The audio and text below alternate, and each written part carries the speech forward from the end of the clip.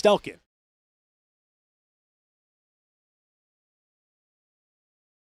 We begin the chart.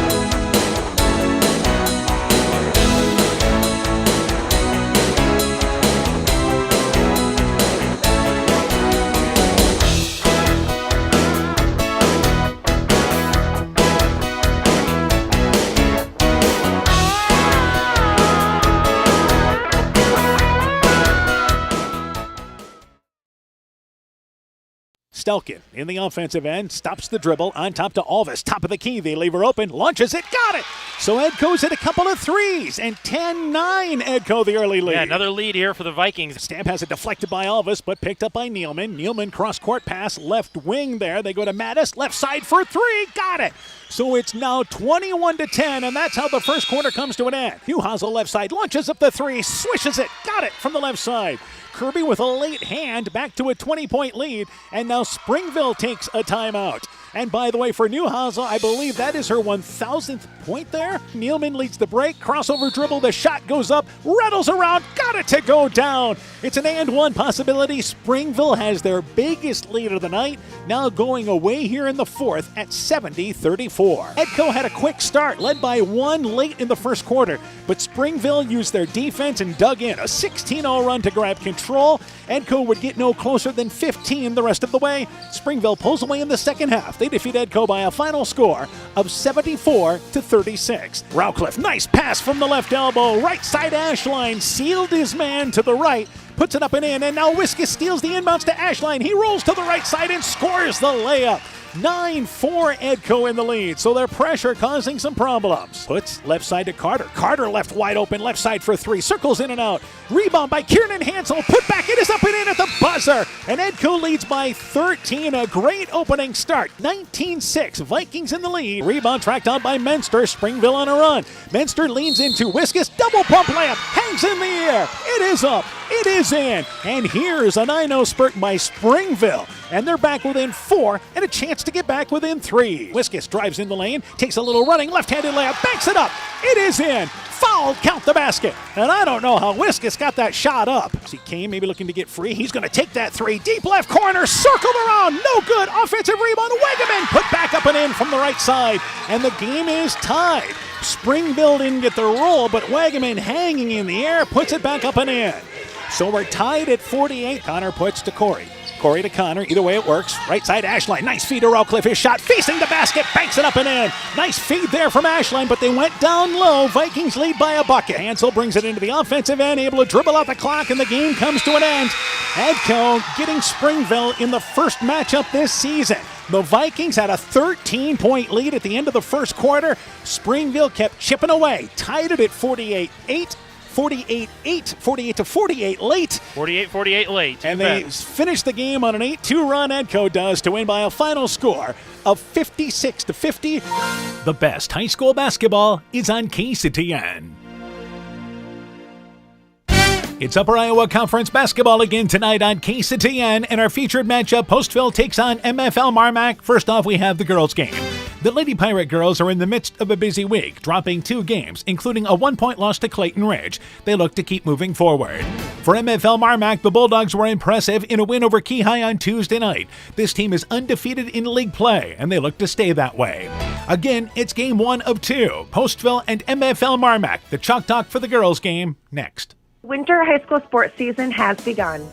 Dr. Mark Foey, Dr. Jessica Wilkie, Dr. Courtney Wicken, and the staff of Family Dentistry Associates in Monona encourage you to support your local high school basketball and wrestling teams. Family Dentistry Associates of Monona, 539-4651, where health-changing smiles are created.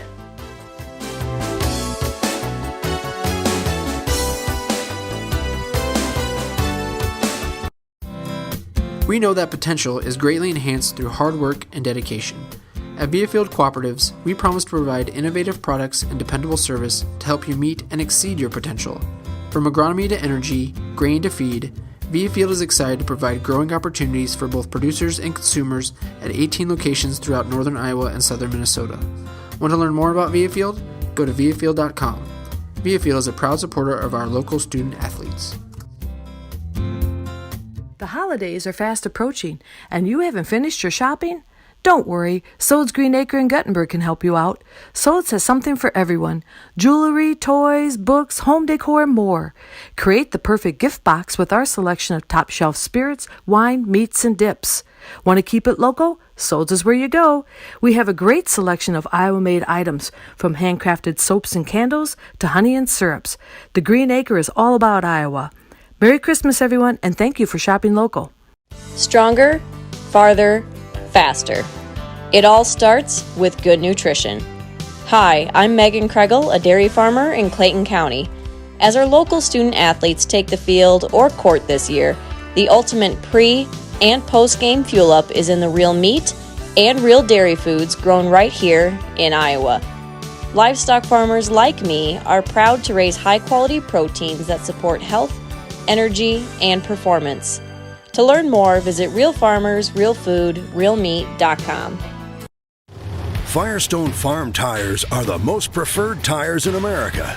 Not only are they proven to be among the most productive farm tires you can buy, they're backed and serviced by the best trained and equipped farm tire dealer, the certified Firestone Farm Tire Dealer. So whether you need top quality Firestone Farm tires or fast, dependable tire service, count on us to keep you rolling. Your certified Firestone Farm Tire Dealer is Corby's Tire and Muffler on the Gunder Road, Elkader.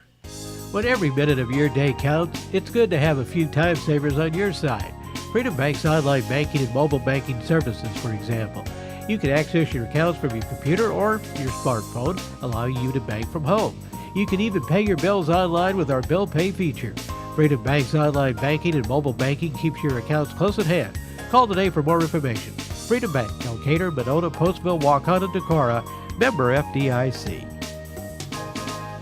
Pirate Bulldog Basketball is brought to you in part by Center Street Bar and Grill in Monona, Community Insurance of Iowa, Hometown Agency Monona, Auto, Home Business, Crop Farm and Life, Smitty's Oil and Tire in Monona, Garden View Place in Monona, Vorwald Enterprises in Monona, Bacon Concrete in Postville, Guttenberg Municipal Hospital and Clinic. Check out career opportunities at guttenberghospital.org. And Rivals Inc., custom gear, screen printing, embroidery, and online shopping at rivalsinc.com. We begin the Chalk Talk for our girls game. We're joined by Postville girls basketball coach Andy Deering. Coach, her team 1-6, 0-5 in the conference. Dropped a non-conference game to a Nashua Plainfield team, 53-28 the other night. Tell me about that game. Yeah, in the National Plainfield game, we came out, not really pushing the ball as hard as we need to, and our shots were struggling to fall in the beginning. And also they have two girls, the Hackman girl and the Carpenter girl, that are very good. Hackman inside is a great asset. I mean, she has great post moves, very versatile in all stuff that she does, and they rebounded well, and that's something that we also struggled with, and we just couldn't get things rolling. The other thing is, for you guys, that was right after the night of a near miss against Clayton Ridge. Yes, it was. Yeah, we were coming off back-to-back games. I think our legs were a little bit shot by that time because it was a pretty tight, intense game for the girls. So they put everything they had into that game, and it wore on them, I think. All right, let's go through starting lineup for your team tonight. Okay, for tonight, we're going to have Kim Lucia, Kelly Martins, Emily Timp, Jackie Resendez, and Sierra Mose. Some of the kids off the bench for you then. We're going to have Claire Martins come off. She gives us some solid minutes in the post. She's a young girl yet, but she's really starting to get comfortable with the varsity level. Harley Miller does a great job of being, a wing or a post wherever we kind of need her. Lindsay Weller and Jasmine Marquin will come off also. Now, MFL MarMac, what do you know about the Bulldogs? Well, I know they're gonna pressure us. That's what they like to do. They know that turnovers and ball handling are our biggest weakness. They're gonna look to cause turnovers for us, make us basically play out of speed and what we want to. Up-tempo game, they're going to push it for us so that, we kind of make those mistakes on our own, that they don't really have to work for it. So that's something that we're going to have to really focus on is, taking care of the ball. And like I said, rebounding is a big thing for us right now. It's kind of a big goal for us is to start limiting how many chances they get in a possession. Yeah, so you talk about some of the keys there, but this really involves, you mentioned handling the ball there, but when you get into your offense there, some good things are happening. Yes. We are moving the ball around pretty well. Once we get into our offense, we're going inside out, which is opening up our three-point shots for Kim and Sierra outside. They're shooting pretty good from out there. And then if that closes up, we've been feeding the post, and our posts have been coming through pretty nicely. So we've been doing some really good things, like you said, as long as we get to our offense.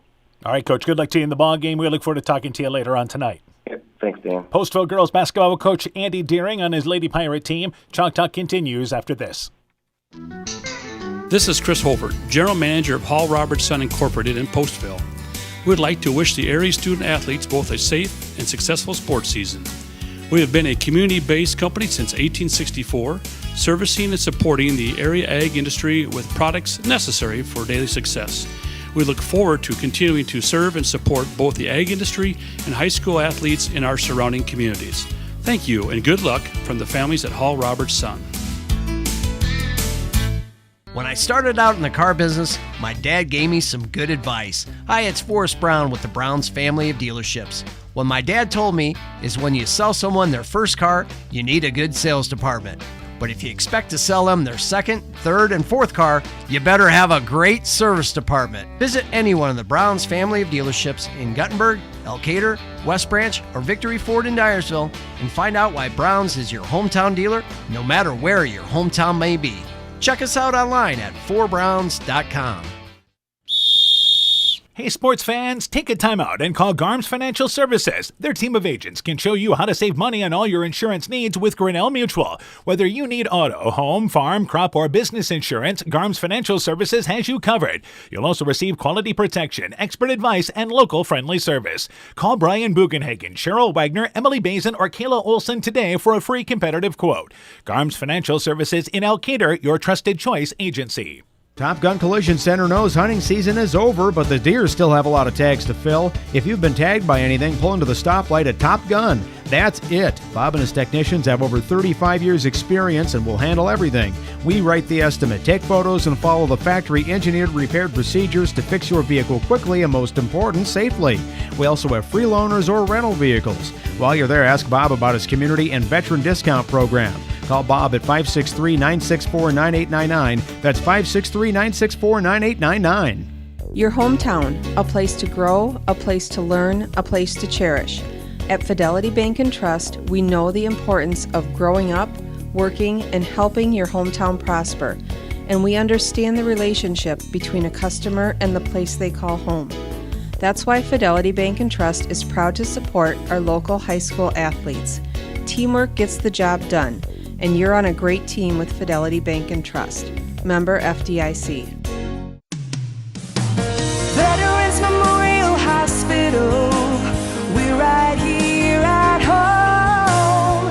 Veterans Memorial Hospital is celebrating its 70th anniversary. This is Michael Coyle, the new CEO. On October 1st, 1950, Veterans Memorial Hospital began serving this community, and 70 years later, we are still going strong. Though the billing has changed over the years, the exceptional, compassionate care has always remained. I am honored to be a part of this incredible team. We're withstanding the challenges and moving forward together. We'll be here, caring for you, right here at home, for another 70 years. Pirate Bulldog Basketball is brought to you in part by LTI & Sons Water Conditioning, your Connecticut dealer in Postville, Canuck Fuller Covering in Monona, Ashbacker Building Supplies in Rossville, Ems Machine and Manufacturing in Monona, Sincerely Yours Interiors by K in Monona, Norby's Farm Fleet in Northeast Iowa, RGK Portable Building serving Northeast Iowa and Southwest Wisconsin, Furniture Showcase and Allwine, Lighting Showroom, Flooring, Furniture and Window Treatments, and Dean Family Chiropractic in Claremont. We continue the Chalk Talk for our girls game. We're joined by MFL MarMac girls basketball coach Jason Winter. Coach, your team 4-2, 4-0 in the conference. Defeated Keyhigh on Tuesday night, 55-24. Tell me about that game. I'd say that was probably one of our better games so far this year as far as our team following our game plan. We went in. Key's got one of the leading scorers in the state of Iowa, a really good player. We knew we were going to have to shut her down and do everything we could. And if we did that, give us a chance to win the game. And I thought we went out and we executed about as good as we could to the game plan we had established so far this year. All right, so certainly a good performance there. So let's get ready for tonight's ball game. Run down the starting lineup for us. Tonight we'll probably go with Miranda Lang, Lakota Morrissey, Ashley Shaw, Riley Moreland, and then either Grace Anderson or Carly Jones. And I know some kids contribute off the bench for you too.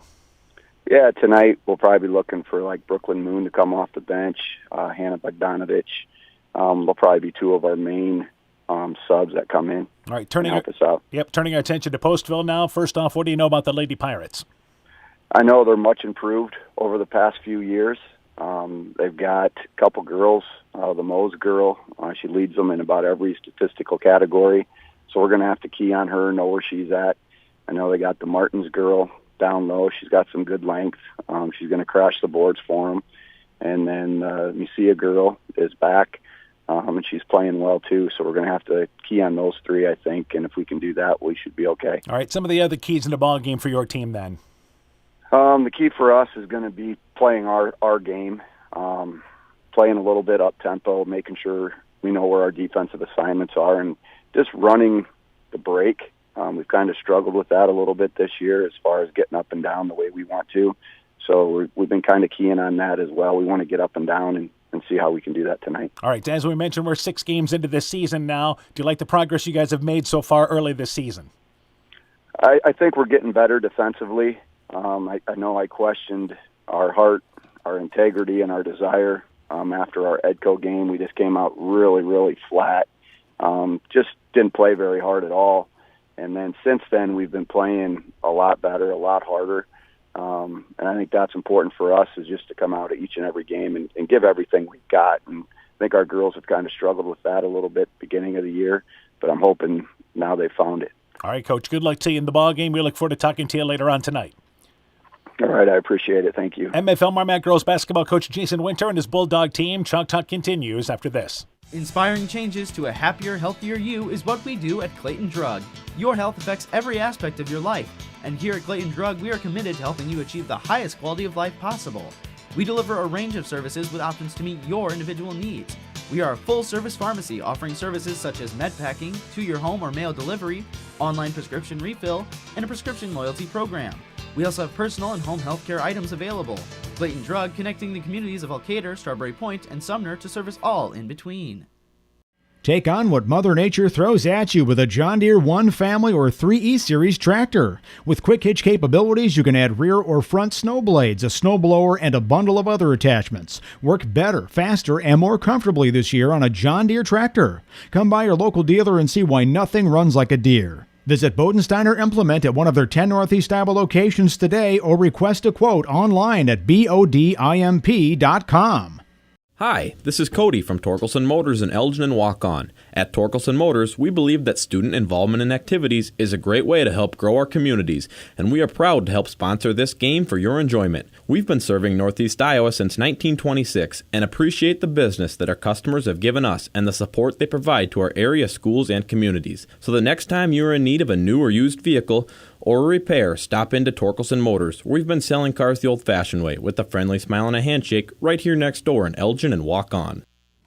Being good at life means getting your finances together so you can focus on the moments that matter most. With over 175 years of expertise, New York Life Insurance Company provides you with benefits you can enjoy while you're, living. So give your local agents Andrew Reimer or Troy Springer of Guttenberg or Bill Garms in Monona a call. You can reach Andy and Troy at 563-252-2471 or Bill at 563-880-5530. They can help you and your family be good at life. At Almaquee Clayton Electric Cooperative, we provide more than energy. We also provide ideas to help keep you safe. Did you know light bulbs can reach 300 degrees Fahrenheit and are an often overlooked fire hazard? Overloaded outlets or faulty wires can also cause fires. Never run appliance or extension cords under rugs or furniture, as the cords can overheat and cause a fire. At Almaquee Clayton Electric Cooperative, we care about keeping you safe. That's the power of human connections. Almaquee Clayton Electric Cooperative, your touchstone energy cooperative. Looking for a checking account with no monthly requirements or service charge? People's State Bank's new redesigned People's Checking Account is just what you're looking for. The account includes free debit card, online and mobile banking, bill pay, and much more at no cost to you. You heard that right. No cost to you. We're your local community bank, ready to serve you. Stop into one of our 20 convenient locations to open a People's Checking Account. People's State Bank. Member FDIC. When making up a to-do list, don't forget to include servicing your car at Edie's AC Delco Service Center in Garnavillo. Your car should have the best care, and Edie's will make sure of it. Stop in or call 964-2186 to make an appointment. Tires worn out? Well, Edie's can replace them. Need a tow? Call Edie's at 964-2186. Kay, Lynn, and Todd invite you to stop by and fill your car's tank with fuel at Edie's AC Delco Service Center in Garnavillo. Edie's open 7 a.m. Mondays through Saturdays. Pirate Bulldog Basketball is brought to you in part by Ethan Kane Construction. If it don't drain, call Ethan Kane. T&K Cahoon, your Napa dealer in Monona. St. Olaf Ag Sales and Service. The Lowena Savings Bank, member FDIC. Fisk Farm and Home in Monona, Cresco, and Decorah. Quillen's Quality Food, serving Northeast Iowa. Car Auto Group, online at karautogroup.com. Meyer Collision and Service Center in Guttenberg, and Grau Logs and Lumber in Elkader. Timber is a crop. Harvest wisely. Good evening once again, everybody. How you doing? Dan Barons along with Coach Aaron Hammond. We welcome you to Monona, MFL MarMac and Postville girls and boys basketball tonight here on KCTN. And as always, we start out with our girls game. The MFL MarMac girls 4-0 in the conference. By the way, they have a big game coming up on Tuesday night against Central. However, the focus is on tonight with Postville and the Lady Pirates, a team that is 1-6, 0-5, but they won their first game of the season last Saturday, lost a 1-point ball game to Clayton Ridge, and then dropped a decision Tuesday night to a pretty good Nashville Plainfield team. Let's start with Postville first off, Coach Hammond. Yeah, you know, they're still feeling things out, and they're getting better. You know, I think this is one of those building years for them, and small baby steps are huge strides for them right now, but they're going to come to play. We've seen them already this year, and they don't back down. They don't stop playing. They just keep battling, keep figuring things out. Doesn't matter what the score is, and I think they're going to give MFL MarMac everything they can. You know, the big thing is about Postville is learning to put together 4 quarters. You know, they did that Saturday in that ball game there against Leroy Ostrander, I should say, and then had a really good, I would say, 3 quarters against Clayton Ridge in that ball game on Monday night. Only lost by 1, 45-44.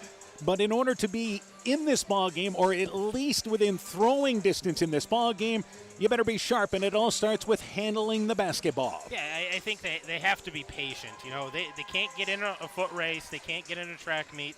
They got to be patient, hustle on defense, rebound, do those little things well, and give themselves a chance to be in a ball game. You know, the other thing, I think Coach Deering said it best, we're seeing some positive things when we get into the half-court offense.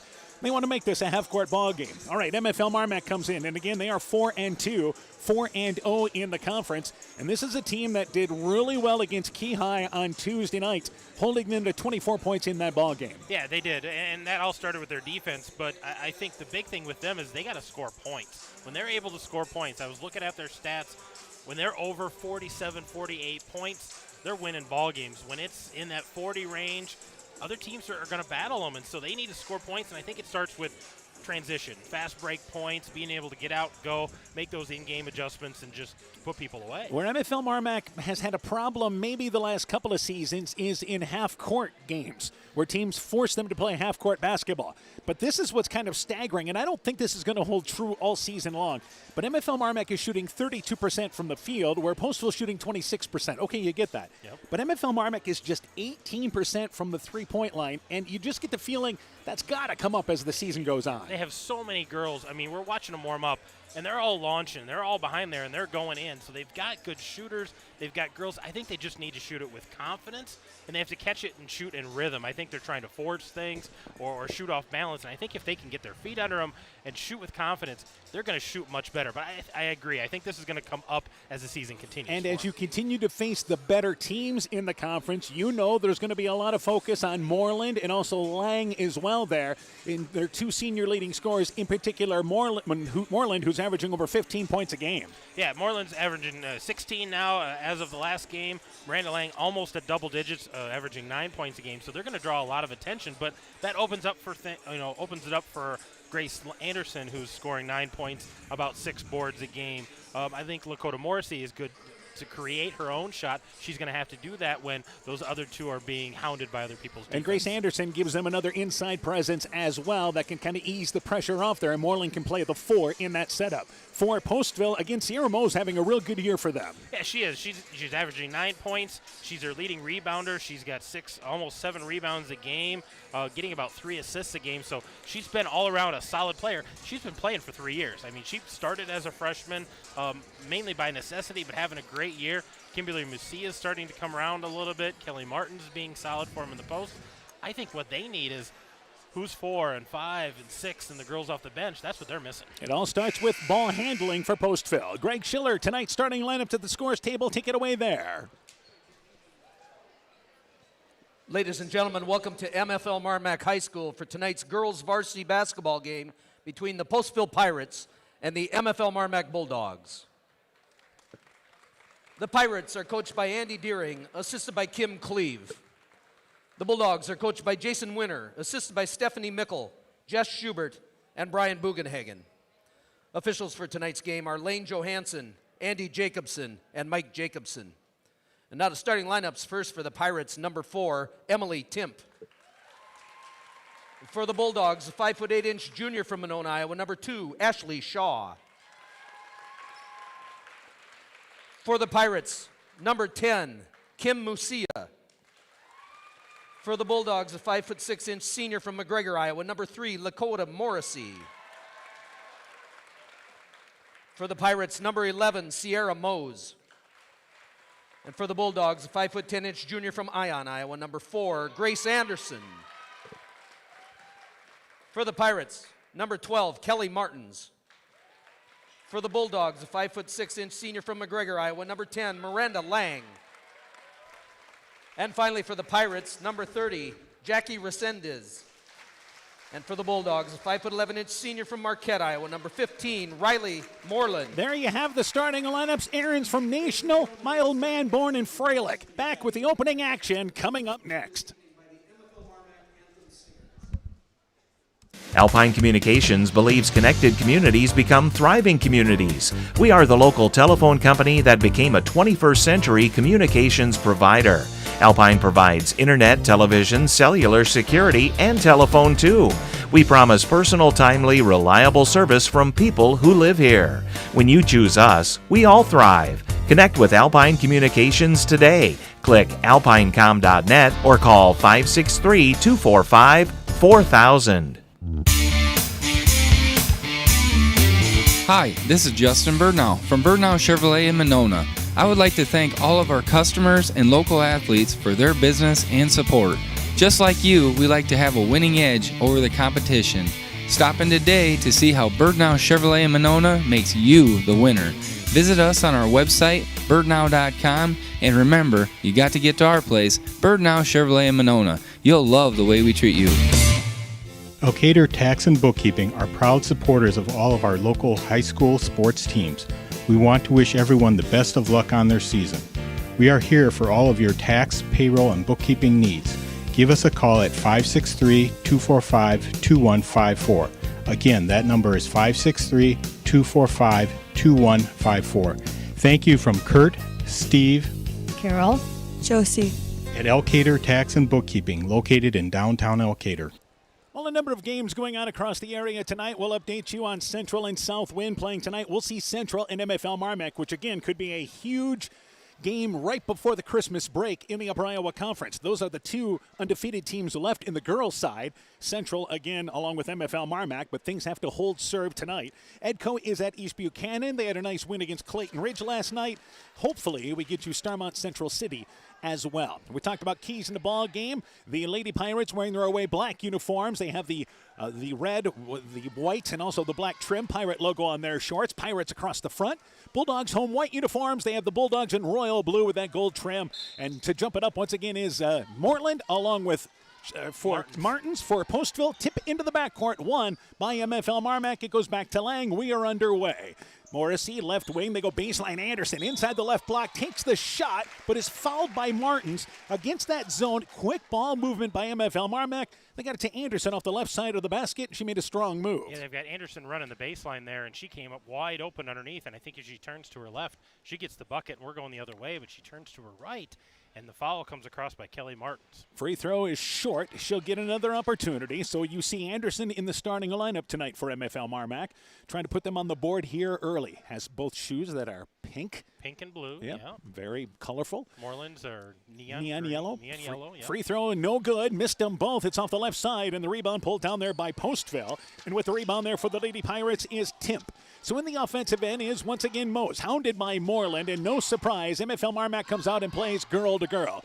Musia drives right side, caught along the baseline, rolls back left side. The shot by Resendez, it is no good. Put back right into her hands, then banked it over the backboard there long, and it's a rebound for MFL MarMac, and here's the Bulldogs in transition.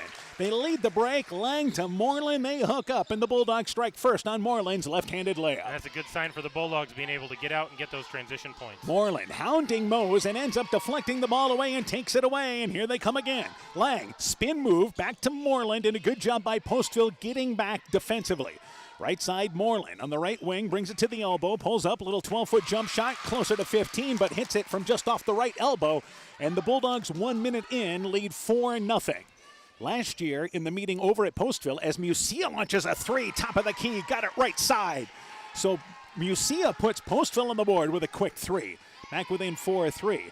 And quickly in the offensive end is Lang, loses it in the lane, gets it over to Anderson, baseline 6-foot shot, hit the right side of the rim, rolls through.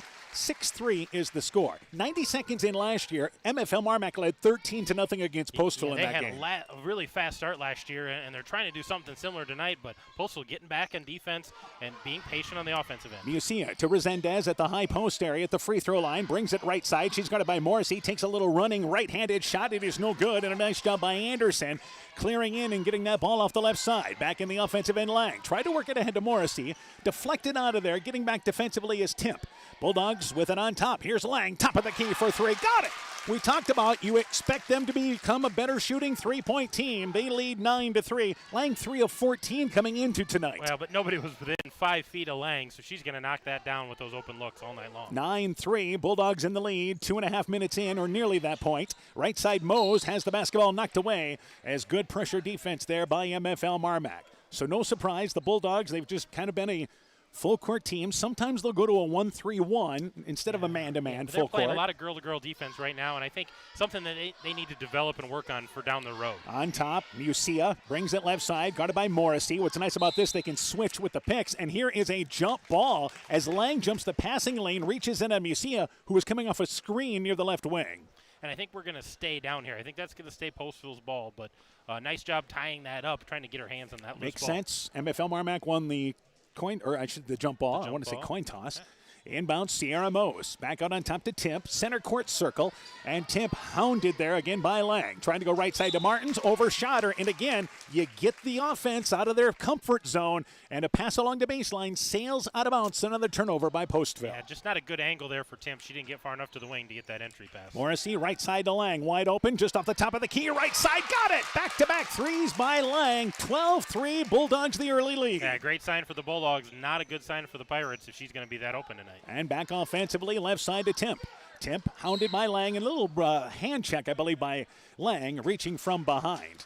That is always, for MFL MarMac, as aggressive as they are defensively. Now you see how the game's going to be called a little bit, and that's where you've got to learn to kind of feel things out, so to speak. Well, and you've got the senior Lang guarding the sophomore Timp there for Postville, so she knows she has the defensive advantage, trying to take advantage there Timp, early. right side, brings it baseline, cut off there by Lang. Timp needs some help, goes into the lane area to Martins. A tough shot in a lot of traffic. Just off the right block towards the baseline. Somehow line drived it in. Good shot by Martins, keeping that ball high.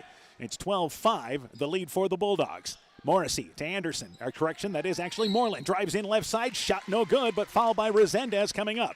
So Moreland got to the free throw line, then cut down from that line along the left corner, the left line of the free throw line, and then fouled by Resendez coming over for help. Yeah, and they did have Anderson was wide open down there on the baseline as well, but Moreland with the drive and trying to get the shot up there, got fouled on the way. And free throw there is short. We have a girls basketball score to pass along. They're moving right along tonight.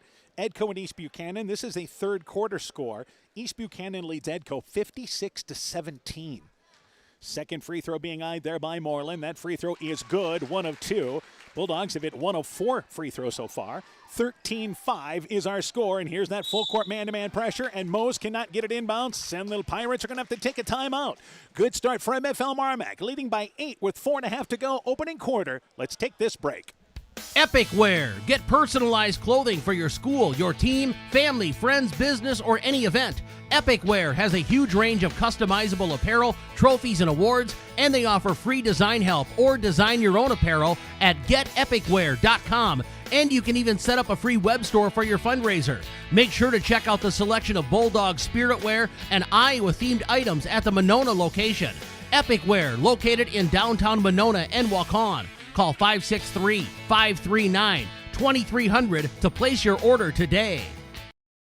13-5, MFL MarMac the early lead. Postville uses their first timeout, and this is because they couldn't get the ball in bounds. Yeah, well, they didn't realize there was some pressure coming. Didn't have enough girls up there to help handle the ball. And on the inbounds, Musia able to beat that pressure. Hounded by Moreland, comes into the offensive end and works it right side to Timp. Timp drives baseline. The shot blocked by Anderson as she floated along the right baseline, and the rebound by the Bulldogs. Moreland ahead of the pack, goes right side and fouled there by Mose, who initially had good defense, forced Moreland away, but then reached over the hands, and the Bulldogs going to the free throw line for two. Yeah, reached with her hands and left her feet, and that's never going to work out well when you got a girl driving to the basket. You got to stay on your feet, and Moreland goes and knocks down the first free throw. Free throw good, 14-5 now. Really good crowd on hand for this ball game tonight. Postville side, good following over there. The MFL MarMac side here is full. Substitution for MFL MarMac. Anderson and Morrissey check out. Second free throw good by Moreland, makes them both. Into the ball game is Brooklyn Moon, number 44. She is a 5'3 junior. And also coming into the ball game is Carly Jones. Jones wears, of course, number 23 and a 5'7 senior. Here's the steal at center court by Lang. Back over to Moreland. Floats in from the left side. Uses the right hand. Banks it up and in. And they lead 17-5 at the halfway point of our first quarter. Yeah, this is what we talked about from last year. It took a little longer, but they're really forcing the ball now and getting those easy turnovers. And here's the ball knocked away. MFL MarMac, it appears a little changed defensively. We'll double check this as that ball was kicked out of bounds. And as I say that, they're girl to girl. They looked to me like they were setting up in a 1-3-1 initially. Here's the pass. MFL MarMac tries to, or I should say Postville does, try to get it ahead in the middle of the lane to Martins, but it's intercepted by Jones, who leads Moon. But Moon lost the handle on it, driving in on the left side for the layup, and a turnover by MFL MarMac. Hustle. But a turnover nonetheless. Moon's just trying to get her feet set, forgot to catch the ball, and goes through her hands. You can just see her looking at her hands going, that was an easy 2 points. Musia checks out for Postville. Into the ball game for them is number 21 in Harley Miller. Miller is a 5'6 junior, her first appearance. Right side, Postville turns it over again. Musia there, I should say Mose, try to push it right side to Resendez along the right baseline. Overshot her, and so they've had some trouble with some entry passes along the baseline. And it is again Moon on the left side. Brooklyn Moon in the offensive end. Shaw, right side to Carly Jones on the baseline. Goes to Moreland on the right block, but overshot, and MFL MarMac's going to give it right back. She actually threw it behind her, and the Bulldogs turned it over. Mose stops from the three-point line, right side, leaves it short out of the side of the rim. Martins out jumps everybody, gets the rebound, flips it to Resendez. Resendez's shot from the right side blocked, but there's a foul, and Resendez goes to the free throw line for two as Postville keeps it alive. Well, and the Pirates are coming down and trying to run that half-court offense, and that entry pass is there, but they're throwing it from so high on the side. Free throw by Resendez, good. That stops the MFL MarMac run. It's 17-6 right now is the score. And the Bulldogs lead by 11 as we approach 3 minutes in our opening quarter. Second free throw on its way by Resendez. That is short, rolled to the back, then rolls off, and Moreland grabs the rebound from underneath. Came from the left side, got it from the right. Back in the offensive end, the Bulldogs. Shaw, top of the key. Right side there to Moreland. Moreland drives right down the defense. Little one-handed runner. Floats it up and in from 8 feet away. Gave her that spacing, and she attacks. Yeah, nice open lane there and just took it right down the middle. Here's 1-2-1-1 pressure by MFL MarMac in the full court with Moreland playing the top. And driving into trouble is Timp, and it's taken away by Moreland. Moreland drives in, right-handed layup, score it. 21-6, so a different look by MFL MarMac defensively. Yeah, like a three-quarter court pressure here. And here's another steal, nearly a steal. In the stage area on the far side, Timp tried to put her up the sideline, deflected out of bounds by Shaw, defensively I should say. Hannah Bogdanovich, a 5'5 sophomore, makes her first appearance for the Bulldogs. Checking out for them is going to be Shaw. So back offensively, Miller knocked away by Lang, who actually stole it. However, she dribbled the ball out of bounds right in front of the MFL MarMac bench. So had the steal, but it's not a completed steal, so it doesn't go as a steal and a turnover. It doesn't go as a steal turnover, just a tipped ball. Mose inbounds to Miller. Miller right side. Mose has it on the right wing, and she'll bring it back out on top. This is a challenge for Sierra Mose tonight. Their leading scorer guarded by Moreland with that length. In the lane, Resendez drives in and tied up on the way in. She drove in, but Carly Jones reaches in, forces a jump ball. That's a turnover. Bulldogs get it back. Yeah, Bulldogs get a turnover on that. Just nice drive by Resendez, but didn't get the ball high enough, and Carly Jones just says, I'm going to take a piece of that. Postville trying to weather things here in this first quarter.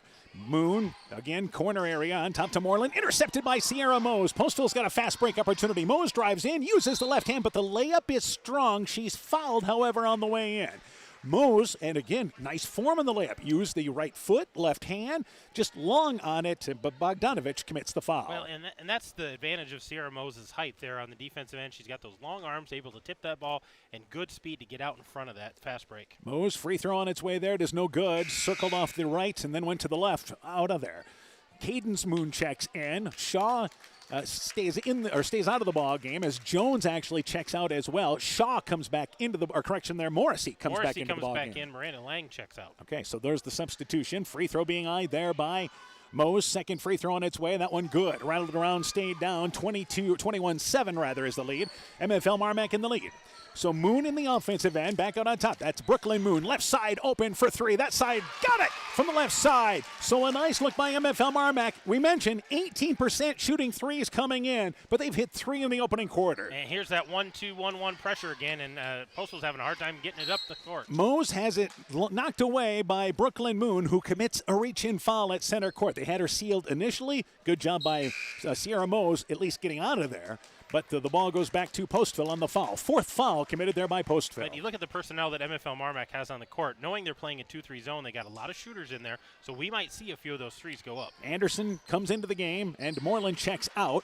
And the Bulldogs here get another turnover. Miller lost it, picked up by Bogdanovich. Here's Anderson ahead of the pack. Shot no good as she got it left side. Nice entry pass by Brooklyn Moon.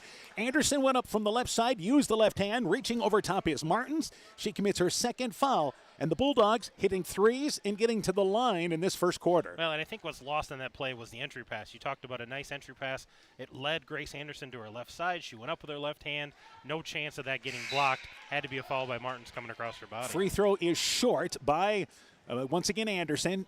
With those 2 fouls, checking out is Kelly Martins, and Claire Martins comes in, the 5'10 sophomore. So the second free throw being eyed by Anderson. Anderson's second free throw, true to form there, makes 1 of 2. And the Bulldogs lead by 18 right now at 25-7. And here's that 1-2-1-1 pressure again. And Bogdanovich plays the top of it. So you don't necessarily have the size of Moreland, but you certainly got some hustle. There's Claire Martins, goes down low to Resendez. Tough shot from the left block, worked her way back, middle of the lane, banks it up and in.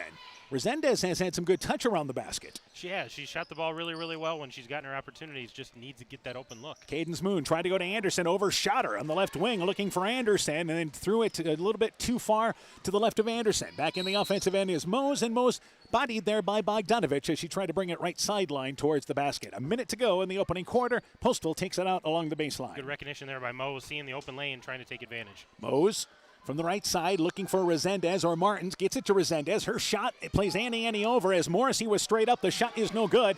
Anderson, the rebound, tried to launch it ahead to Cadence Moon, but overshot. So after they misconnected in the offensive end, Anderson tried to lead Moon that time, and they turned it over. The ball goes back to Postville. And it looks like MFL MarMac's going to drop back to their girl-to-girl defense here. You have 2 starters on the court right now for MFL MarMac, and Anderson and Morrissey. Otherwise, bench players getting some good minutes here. And with it on top, Claire Martins goes off her hands, picked up by Anderson. Anderson's going to lead the break, drives in right side, the layup. It is up. It is in. Foul, count the basket. And the Bulldogs lead 27-9 now here in the first. And a chance for a 3-point opportunity here. Grace Anderson got the steal, led the break, got the finish, tried to top it off here with the free throw. And the free throw here, this would be the perfect 3-point play for them. They've had a number of 3-point opportunities from the outside. Now the traditional way, it's off the front of the rim. It is no good. But tipping out the rebound is Bogdanovich, picked up by Brooklyn Moon. And here's Brooklyn Moon right back from Morrissey, right side for 3. It's long. And that was off the left, hit off the rim, then the backboard. And the rebound pulled down by Mose. Back into the offensive end, Postville. On top, Harley Miller, top of the key. Brings it right side, 20 seconds to go in our first quarter. Miller, entry pass to Timp, covered on the right block, tiptoeing along the baseline. Flips it back to Miller, in the lane to Claire Martins. Her post-up shot blocked by Anderson. Anderson gets the rebound with 10 seconds left in the half. Good interior defense by Anderson. Straight up. Cadence Moon with it. 6 seconds to go. You better hurry up here. Left side to Brooklyn Moon. Left side to Morrissey. 2 seconds to go. Brooklyn Moon, left side, launches a 23-footer, banks it well long. And the first quarter comes to an end. Bulldogs have put up 27 in the opening act. They lead 27-9. You're listening to high school basketball from KCTN Sports. Garnavillo Auto and Tire is a full automotive service shop that offers tire sales and repairs. We have 24-hour gas and diesel pumps where you can pay at the pump, a tire truck and mobile service vehicle for roadside and on-the-farm assistance, and a semi-wrecker so no rig is too big. Check out our current tire rebates by stopping into Gardavillo Auto and Tire or call 563-964-2005. That's 563-964-2005. Pirate Bulldog Basketball is brought to you in part by the Postville Veterinary Clinic, Bruins and James Insurance, your Grinnell Mutual agent in Monona, Outdoor Creations, your Floral, Landscape, and Garden Center in Monona, Thompson Construction and Monona Overhead Door, TJ's Pizza in Monona and Claremont, Myers Auto Service in Monona, Clayton County Recycling of Monona, Farmers Savings Bank of Colesburg, Elkport Garber, Strawberry Point, and Arlington, member FDIC, and by Culligan Water Conditioning of Elkader.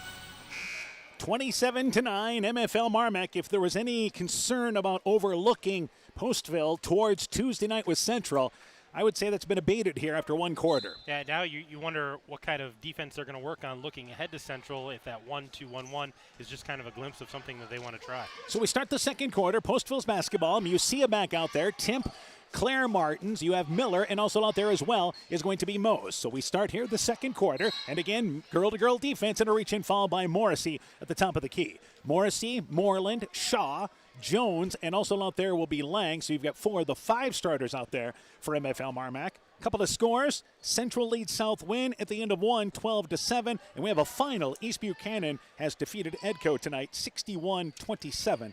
The final score there. Meanwhile, Moreland playing top. Houndin Musia reaches in there, and is it a jump ball? It is. So Musia tried to pull away late, but that's a jump ball, and that's a turnover. Give it back to the Bulldogs. Well, and MFL MarMac's got to be careful here. They're already at 6 fouls, so from here on out, any of those silly fouls way up by half court are going to be free throws for the Some Pirates. of them they'll live with the aggressiveness defensively, but you're right. I mean, those you want to keep Postville off the line. Morrissey, right side, she's open for 3. That shot short as it rolls long. The rebound to the left, and it's tracked down by Timp in the corner. That was a good look, though. And the Postville Pirates bring it back into the offensive end, and Moreland immediately picks up Sierra Mose. Right side to Timp. Claire Martins at the right elbow, covered back out on top. Musia just off the left side for 3. It's off the heels, off the back of the rim there, and the rebound sails ahead there to Moreland. Moreland to Morrissey. She drives in, a little one-handed runner, kind of lost possession of it on the way up. It's going to go out of bounds and ends up being an air ball from about 3 feet away, but she actually kind of lost the ball on the way up. And that goes back to Postville. Well, and that's a good drive by Morrissey. That's kind of her bread and butter, able to get to the rim, just not able to get it up off the glass. Left side, Miller left open as they throw it over the top of the 1-2-1-1, I should say, but the shot is missed. Banks long, and the rebound by the Bulldogs. And quickly is Lang in the offensive end. Lang looking for Jones in the lane, goes top of the key. That Shaw open, top of the key for 3. Short. Moreland saves it out of bounds, back to Lang on the left side. Athleticism underneath, and there's a foul. Lang fouled by Harley Miller on the reach in. That's great hustle by Moreland, keeping possession. That was that ball just underneath the rim a little bit there, and Moreland says, I can get to this. Got that length and saved it back to Lang. And they'll go to the backcourt now as that ball's taken out on the sideline. 6th team foul on Postville. Moreland has it right side. And Moreland stops the dribble, left side to Lang. Lang brings it left side, trying to pass it in the lane area. Nobody's there, so she has to work it back out on top to Shaw. On top to Morrissey, right side. That is again Moreland, tripped as she drives in there. Musia actually tumbles. Musia playing with that big brace on that right knee anyway, commits the foul as Moreland was kind of tripped driving in. She'll go back to the free throw line for 2. What was our shooting in the opening quarter, by the way? Postville was 3 for 10, so 30%, 1 of 2 behind the arc, 2 of 4 from the free throw line. MFL MarMac, 3 of 5 behind the arc, 7 of 7 from the field, so 10 of 12 overall. They're shooting it lights out right now. Free throw is, by the way, good by Moreland. Back into the game is Brooklyn Moon, and Morrissey will check out there for MFL MarMac. Second free throw by Moreland. It's off the back of the rim. Then she reaches over top of Timp as Timp actually had boxed out the shooter. No call, and she did not touch her, but again, you always worry about that. And the rebound, however, goes back to Postville. So Moreland did get a hand on it. In the lane, Miller gets by Carly Jones, flips it up. It's actually Timp from the left side, but leaves it short. Jones had sealed her along the baseline. Jones with the rebound leads the break. Drives. Good job by Postville getting back as she's cut off the left side and back out on top to Lang. And as Jones tried to work it on top to Lang, overshot her. It goes into the backcourt, picked up there by Shaw, and that's over and back.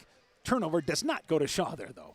No, it doesn't go to Shaw, but she had to pick that up, so Postville didn't pick it up. But that's their 5th turnover, 4 in that first quarter. Backcourt area in the offensive end, I should say now. Timp goes left side to Mose. They took it out in the offensive end. Mose looking in the lane there to Miller, but again, there's Jones knocking it away from behind, and the Bulldogs back in transition. Moreland drives in, swoops by everybody, but too strong with the right hand, driving in from the right side tough move and just lipped off the left side.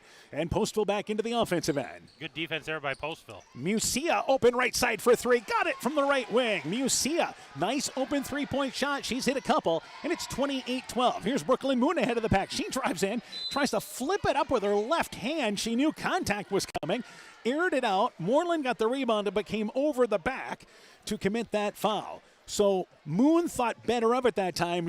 That's a business decision there. That was. There's a lot of traffic down there. I'm going to go up with the left hand, but I'm just going to kind of flip it from a distance, and came up really short, and everybody wanted to go get it.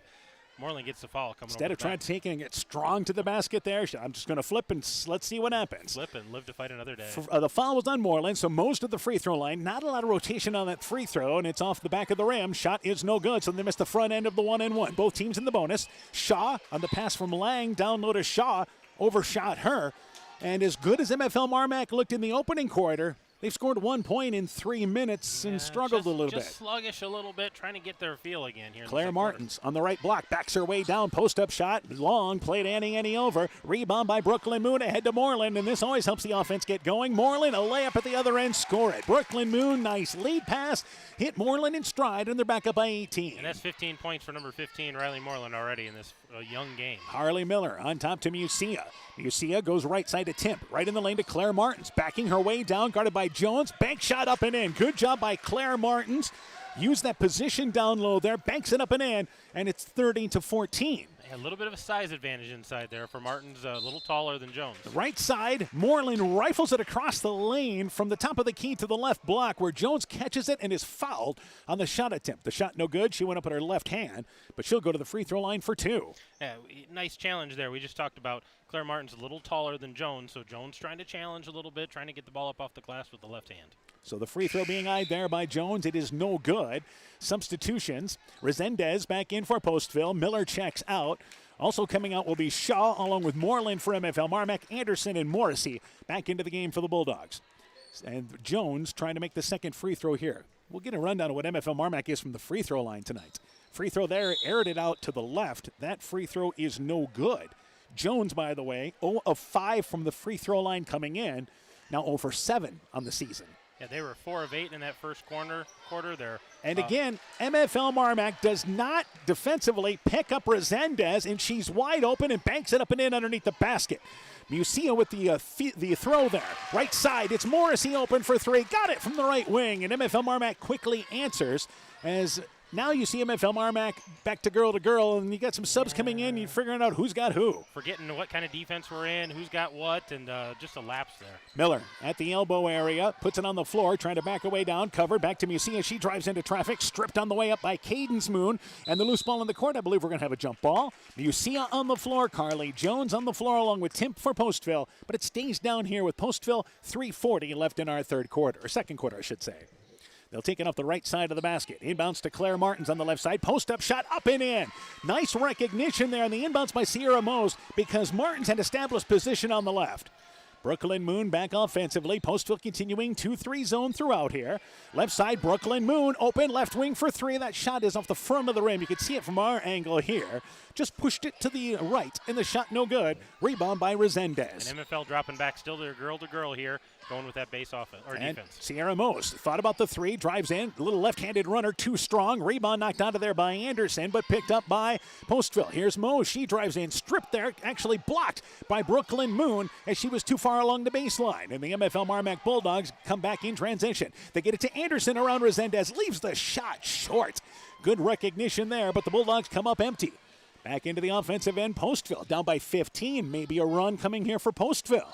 And here's Martins from the elbow. 15-footer, banks it up and in from the right elbow. Banks it in. They're back within 33-20. A nice spark off the bench of Claire Martins. So again, they were down by 18 to start this quarter, and now there is a foul as Morrissey takes a shot. The shot no good, but there's a foul, and this is Anderson underneath the basket. Yeah, Brooklyn Moon had a nice drive there, but didn't try to put it up with the right hand on the left side. Left it short. Nice rebound by Anderson. She gets rewarded with a trip to the free throw line. So Anderson to the free throw line for two. You mentioned they were 4 of 8 in the opening quarter. And 2 for Anderson. Free throw there is good. Morrissey is going to stay in the ball game. Lang checks out along with Carly Jones as they will bring in Cadence Moon back into the ballgame, who's out for just a moment or two, and Moreland back into the game as well. 34-20, Bulldogs in the lead, 2.5 left here in our first half. And Anderson's second free throw on his way, high arcing free throw, but it rolls over the front of the rim, rolls to the back, gets it through, gets the hometown touch, and they lead 36-20. And back offensively, Musia right side for three, left open. It's off the back of the rim. Rebound deflected out of there, picked up by Anderson. Anderson leads Moreland. Moreland back to Brooklyn Moon from the left side, uses the right hand, banks it up and in. 38-20 is what it should be, shouldn't it? It should be, yeah. All right, so she made both those free throws. And back left side, here is Sierra Mose. Cut off on the baseline, backs her way down, but it's stripped. Blocked there by Moreland, rebound by the Bulldogs. Brooklyn Moon leads the break. Crossover dribble, drives in from the right side, shot no good, banked it long, driving in, but goes to the free throw line for two. And this is what the Bulldogs do best, get in transition, get up and down the court. Yeah, Brooklyn Moon, nice drive there, going to the right side with the right hand this time, and didn't quite get it up high enough off there, got the foul, gets rewarded with a couple of free throws. Free throw by Brooklyn Moon, it is good, so it's now 38-20. And that's right, that's the right score. 38-20 is the score, so that is correct. And once again, a second free throw being eyed by Moon, trying to put him back up by 19, which would equal their biggest lead. Second free throw short. Moreland the rebound over Resendez. Put back shot, no good. Falling backwards, was hammered and banked it well long. But Moreland getting the rebound basically over the top of Resendez. Yeah, that long rebound coming off the back of the iron, and Moreland was able to get a hand on that and put that back up strong. So she'll go to the free throw line, and this will be two for Moreland. Free throw on its way. It is good. 39-20 is our score. Claire Martin's back into the ball game. Resendez will check out for Postville. 10 team fouls on Postville. MFL MarMac's committed 7, but been better as of late here. Well, and that was Resendez's third foul, so she's probably done for this half. Free throw good. Moreland makes them both, and MFL MarMac now doubling up Postville at 40-20. Inbounds, Brooklyn Moon stole the ball away, but she reached over top of Musia on the entry pass. She read it well, but ends up making contact, trying to jump that passing route. And back to the other end with a 1-and-1 for Musia. Well, and that's just a case of using the wrong hand. She came across the body with the right or left hand. She should have used that right hand to keep her body away and came across, made contact with Musia. Musia's going to the free throw line. So Musia to the free throw line for still a 1-and-1. And a 40-20 score and a 7-0 run by MFL MarMac. Musia ends that run, hitting the first free throw. She'll get the bonus. 1:59 to go here in our first half. Bulldogs have led from the get-go. Second free throw being eyed now by Musia. Musia getting close to double figures in this game. Second free throw there. It's off the back of the rim. It is no good. Moreland, nice seal. Gets the rebound underneath. Bulldogs bring it back offensively, and Moreland leads the show. Right in the lane to Anderson. Shot no good. Fouled by Miller over the top.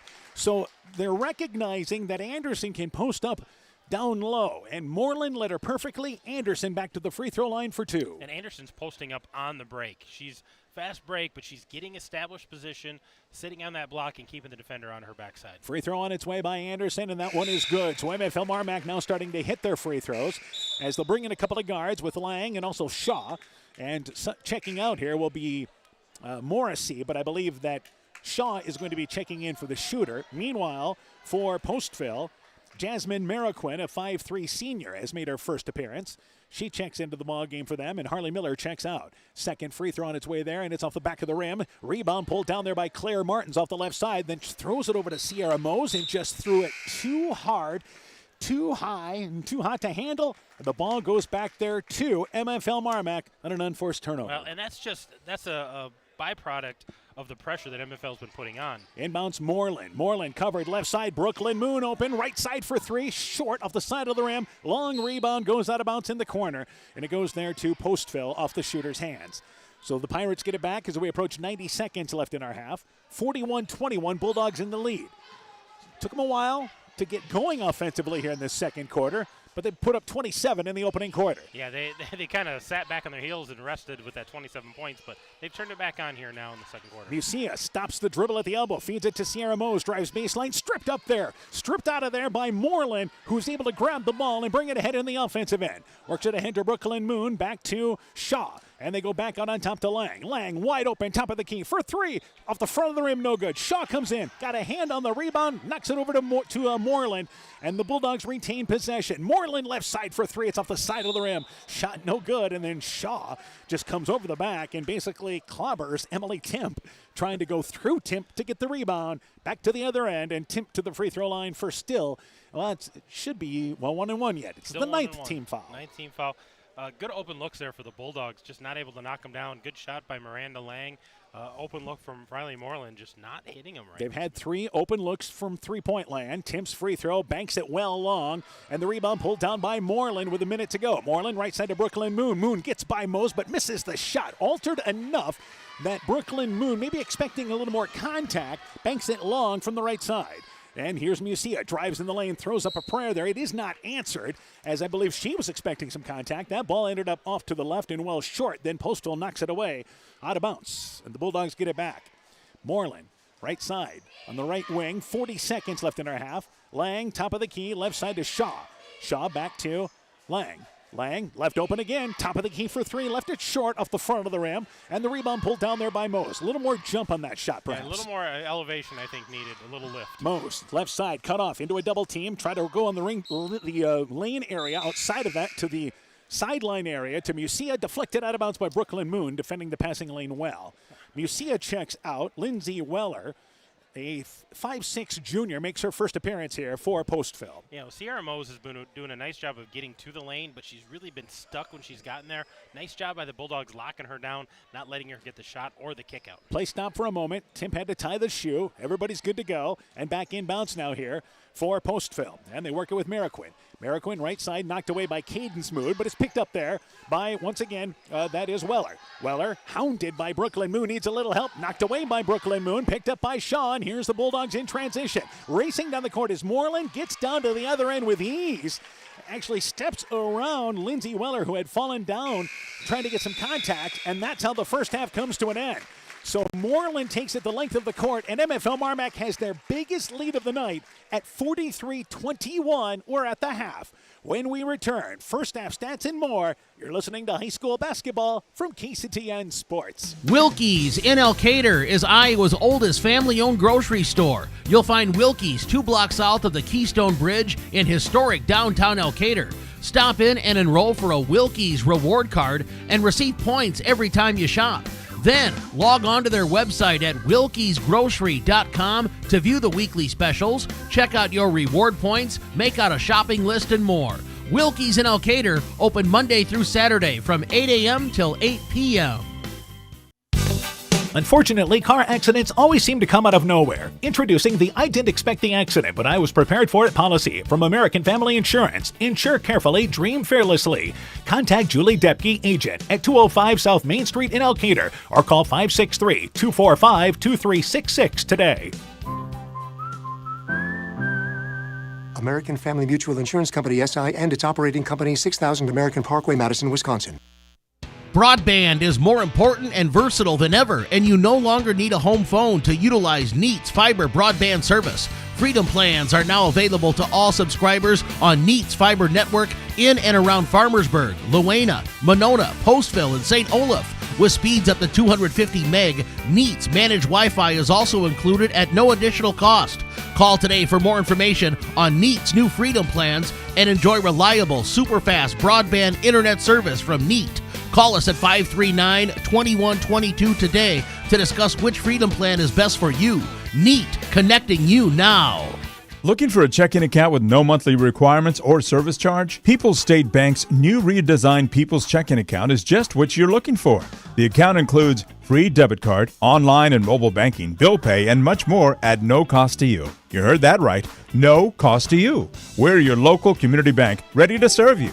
Stop into one of our 20 convenient locations to open a People's Checking Account. People's State Bank. Member FDIC. Winter high school sports season has begun. Dr. Mark Foey, Dr. Jessica Wilkie, Dr. Courtney Wicken, and the staff of Family Dentistry Associates in Monona encourage you to support your local high school basketball and wrestling teams. Family Dentistry Associates of Monona, 539-4651. Where health-changing smiles are created. Pirate Bulldog Basketball is brought to you in part by Center Street Bar and Grill in Monona, Community Insurance of Iowa, Hometown Agency Monona, Auto, Home Business, Crop Farm and Life, Smitty's Oil and Tire in Monona, Garden View Place in Monona, Vorwald Enterprises in Monona, Bacon Concrete in Postville, Guttenberg Municipal Hospital and Clinic. Check out career opportunities at guttenberghospital.org. And Rivals Inc., custom gear, screen printing, embroidery, and online shopping at rivalsinc.com. At the half, the young kids performing here at halftime. They got their dance club going on here at the half. MFL MarMac leads 43-21. They led 27-9 at the end of one, outscoring Postville 16-12. A better quarter for Postville in the second quarter. We have another score. Central leads South win. That's 30-12 at the half. We're joined again by Coach Aaron Hamann. And again, if you want to catch all the MFL MarMac activities, you can follow them on the NFHS network. The NFHS network. For all their events. All their events, not just basketball. Let's go to the totals now, and let's start first off with MFL MarMac. MFL MarMac is led by Riley Moreland with 20 points tonight. 8 points for Grace Anderson, 6 points for Miranda Lang, 6 points for Brooklyn Moon, 3 points for Lakota Morrissey, 43 points. They're shooting 48% here in the first half, 4 of 13 behind the arc. More importantly, 11 of 20. They had 20 free throws, but only making 11 of 20 from the free throw line, so they need to get there and make some more free throws. Yeah, obviously getting there, that's great. That's a great number there, and it's a team coming in that shoots about 60% from the free throw line, so a couple of makes there add to that percentage. Let's continue with the totals. For Postville, they're led by Kimberly Musia. She's got 7 points, 6 points for Claire Martins off the bench, 5 points for Jackie Resendez, 2 points for Kelly Martins, and 1 point for Sierra Mose, so 21 points for the Postville Pirates. They're shooting 32% here in the first half, 2 of 5 behind the arc, so shooting 40% behind the arc, 3 of 8 from the free throw line for 38%. The other stat for them, 12 turnovers, but 9 of them in the first quarter. Much better second quarter, only 3 turnovers. And this is what we talked about during the Chalk Talk, and Coach Deering talked about as well.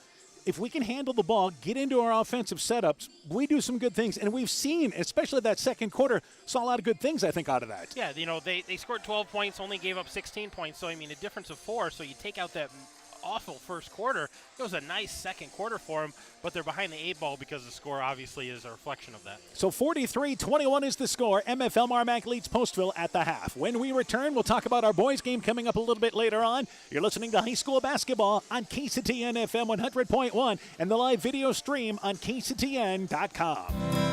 We know that potential is greatly enhanced through hard work and dedication. At Viafield Cooperatives, we promise to provide innovative products and dependable service to help you meet and exceed your potential. From agronomy to energy, grain to feed, Viafield is excited to provide growing opportunities for both producers and consumers at 18 locations throughout northern Iowa and southern Minnesota. Want to learn more about Viafield? Go to viafield.com. Viafield is a proud supporter of our local student athletes. The holidays are fast approaching, and you haven't finished your shopping? Don't worry, Sold's Green Acre in Guttenberg can help you out. Sold's has something for everyone. Jewelry, toys, books, home decor, and more. Create the perfect gift box with our selection of top shelf spirits, wine, meats, and dips. Want to keep it local? Sold's is where you go.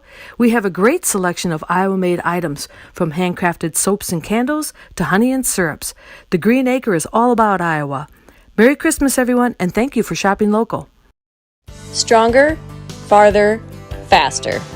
It all starts with good nutrition. Hi, I'm Megan Kregel, a dairy farmer in Clayton County. As our local student athletes take the field or court this year, the ultimate pre- and post-game fuel-up is in the real meat and real dairy foods grown right here in Iowa. Livestock farmers like me are proud to raise high-quality proteins that support health, energy, and performance. To learn more, visit realfarmersrealfoodrealmeat.com.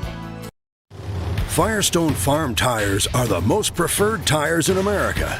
Not only are they proven to be among the most productive farm tires you can buy, they're backed and serviced by the best trained and equipped farm tire dealer, the certified Firestone Farm Tire dealer. So whether you need top quality Firestone Farm tires or fast, dependable tire service, count on us to keep you rolling. Your certified Firestone Farm Tire dealer is Corby's Tire and Muffler on the Gunder Road, Elkader. When every minute of your day counts, it's good to have a few time savers on your side. Freedom Bank's online banking and mobile banking services, for example. You can access your accounts from your computer or your smartphone, allowing you to bank from home. You can even pay your bills online with our Bill Pay feature. Freedom Bank's online banking and mobile banking keeps your accounts close at hand. Call today for more information. Freedom Bank, Decatur, Monona, Postville, Wauconda, Decorah, member FDIC. Pirate Bulldog Basketball is brought to you in part by LTI & Sons Water Conditioning, your Connecticut dealer in Postville, Canuck Fuller Covering in Monona, Ashbacker Building Supplies in Rossville, Ems Machine and Manufacturing in Monona, Sincerely Yours Interiors by K in Monona, Norby's Farm Fleet in Northeast Iowa, RGK Portable Building serving Northeast Iowa and Southwest Wisconsin, Furniture Showcase and Allwine, lighting, showroom, flooring, furniture, and window treatments, and Dean Family Chiropractic in Claremont. Welcome back once again here to Monona. Halftime show continues. 43-21 is your score. It is MFL MarMac leading Postville after one half of basketball here tonight in Monona. Again, Central girls lead South win 30-12, and the East Buchanan girls have defeated Edco tonight 61-27, the final score there. We have our boys game coming up a little bit later on tonight. The MFL MarMac boys won, 6 games last year? They're 4-1 right now. They're off to a tremendous start in the conference. You have the Postville boys coming off a near miss against Nashville Plainfield. They had a great second half, lost by 1. Let's talk about our boys game coming up a little bit later on tonight. Well, and I think you talk about Postville. The boys are kind of in the same boat as the girls. You know, they're looking for those 4 quarters. They've had some good quarters, some good halves, sometimes 3 quarters of a game, but just putting all 4 quarters together, and they've got a tall task tonight against the MFL MarMac Bulldogs. I think the MFL MarMac Bulldogs are going to want to get out to a fast start. They're going to want to get up and down the court. And Postville's got to find a way of slowing them down. MFL MarMac scored 92 in the ballgame against Keyhigh on Tuesday night. 5 of their top 8 players are freshmen and sophomores. So, I mean, that tells you that the future is very bright. And they've got a couple of big freshmen contributing for them as the season has started. So that's boys game coming up a little bit later on tonight here on KCTN. So when we talk about this second half of the girls' game, as I believe we've still had the dance team performing here at the half, I don't know how much time we're going to put more on the clock. They've stopped the clock in a minute. But as we start the second half of this girls' game tonight, for Postville, continue to build here with a stronger second half. And for MFL MarMac, I think they want to see that defensive intensity that they saw to start the ball game. Well, and I think they're trying some different things. I think they know that their full court pressure is working, but they're really struggling with that half-court girl-to-girl defense, giving up, good looks, giving up rebounds here and there. So I think they need to tighten that up a little bit. Obviously, Postville, they like that slower pace. They like a half-court game, and they want to work on the offense and try to score points. When you talk about MFL MarMac, and everybody talks about they've got 43 points in the first half, but this is a team that can be pretty special defensively. We've seen the girl-to-girl. We've seen the 1-2-1-1 defense. And 1-3-1, they are not afraid to throw that out as well, but it's a team that's got some length, got some athleticism that can really cause problems for teams. But defensively, if they're to have any success as the season goes on, it's a team that's going to have to get it done defensively. Yeah, and I think it's got to be consistent. They've got a lot of girls that can come off the bench and play roles and fill in gaps when they need them, and that's what makes them so diverse and makes them able to change up their defense. But having that defense on all the time, not taking a half a quarter off or getting that 20-point lead and going, we're okay, and letting a team back into it. I think they need that consistent defense to fuel their offense and get them going. I think it's a team that maybe learned from that ball game against Edco, and they really didn't feel like they had that intensity in that ball game. Not at all. And it's an improved Edco team that's already won more games than they did last season. So an extra long halftime here tonight as the kids performing. Great to see here at this event in Monona. We'll take another break. When we return, second half action. You're listening to high school basketball from KCTN Sports. This is Chris Holbert, General Manager of Hall Roberts Son Incorporated in Postville. We would like to wish the area student athletes both a safe and successful sports season. We have been a community-based company since 1864, servicing and supporting the area ag industry with products necessary for daily success. We look forward to continuing to serve and support both the ag industry and high school athletes in our surrounding communities. Thank you and good luck from the families at Hall Roberts Son. When I started out in the car business, my dad gave me some good advice. Hi, it's Forrest Brown with the Browns family of dealerships. What my dad told me is when you sell someone their first car, you need a good sales department. But if you expect to sell them their second, third, and fourth car, you better have a great service department. Visit any one of the Browns family of dealerships in Guttenberg, Elkader, West Branch, or Victory Ford in Dyersville and find out why Browns is your hometown dealer, no matter where your hometown may be. Check us out online at 4browns.com. Hey sports fans, take a time out and call Garms Financial Services. Their team of agents can show you how to save money on all your insurance needs with Grinnell Mutual. Whether you need auto, home, farm, crop, or business insurance, Garms Financial Services has you covered. You'll also receive quality protection, expert advice, and local friendly service. Call Brian Bugenhagen, Cheryl Wagner, Emily Bazin, or Kayla Olson today for a free competitive quote.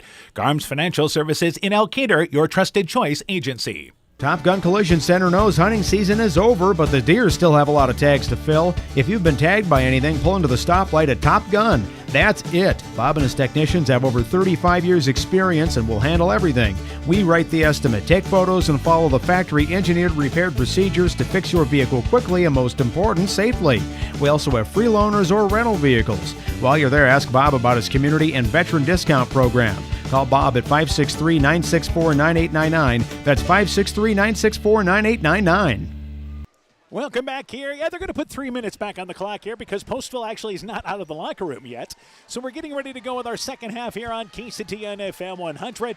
And again, our score, it is 43-21 is your score. It is once again MFL MarMac leading Postville here. And as once again I'm joined by Coach Aaron Hammond, we got a couple minutes to kill here, but a 22-point lead for MFL MarMac. We've already talked about what we expect to see in the second half of this ball game, but we can peek ahead to Tuesday night because it appears that you're going to have Central and the MFL MarMac girls undefeated going into that game before the Christmas break.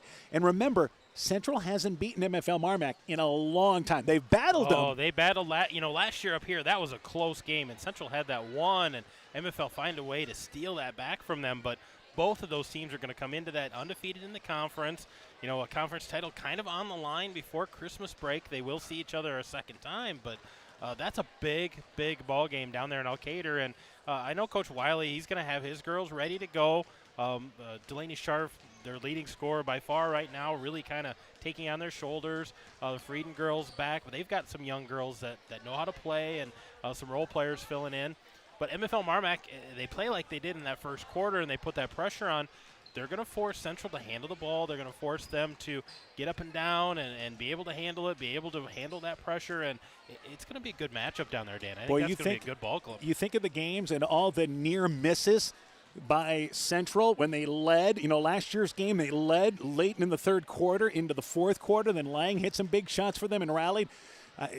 2 years ago, Central had that big lead in Elkader, and MFL MarMac came back to win that ball game. I mean, it's been crazy how Central has battled them, but some of the games have kind of slid away from them late. Yeah, it's just been an interesting dynamic there between those two teams, and I know you don't want to look past what's going on tonight, and neither one of these teams has done that thus far from what we've seen, but both of them kind of have that thing start on their calendar. This is going to be a big one, and both of them, that's their last game, I believe, before they go into the Christmas break. So that's something that they can use to build off for the second half. Yep, and one of those teams going to have to fight uphill in the second half of the season because one of those teams will finish the first half of the season undefeated. So again, that will be coming up on Tuesday night. We'll be in Elkader for that matchup. Chalk Talk begins at around 5:45. Girls game time at 6:15 here on KCTN FM 100.1, and again the live video stream on KCTN.com. All right, we are now, I believe, getting ready to start the second half. What do you expect to see this second half? Well, I think you're going to see various defenses out of MFL MarMac. Coach Winter wants to, get some things solidified defensively because that's where they kind of build things from. They're going to continue to knock down shots. They're going to take shots. I think Postville's got to get the ball into the lane. You've seen a little bit of success. Claire Martin's off the bench having a nice game. Sierra Moe's able to get to the lane, just not able to finish. Kelly Martin's had some early foul trouble, so she'll be back in there. She's got a little more height in there. She's got to learn to post up, put that ball in the hole, and I think if they play with the intensity they played in the second quarter, they're going to make the third quarter a good club, a good battle for them. But I think that's how they have to look at it. All right, I think this second half, obviously, MFL MarMac, we mentioned right away. I think it has to start, just like it did in this ballgame, is what it has to start for them. Come on out defensively right off the bat here to lead things. We've got another score to pass along. This is at the end of the first quarter. Boys basketball tonight.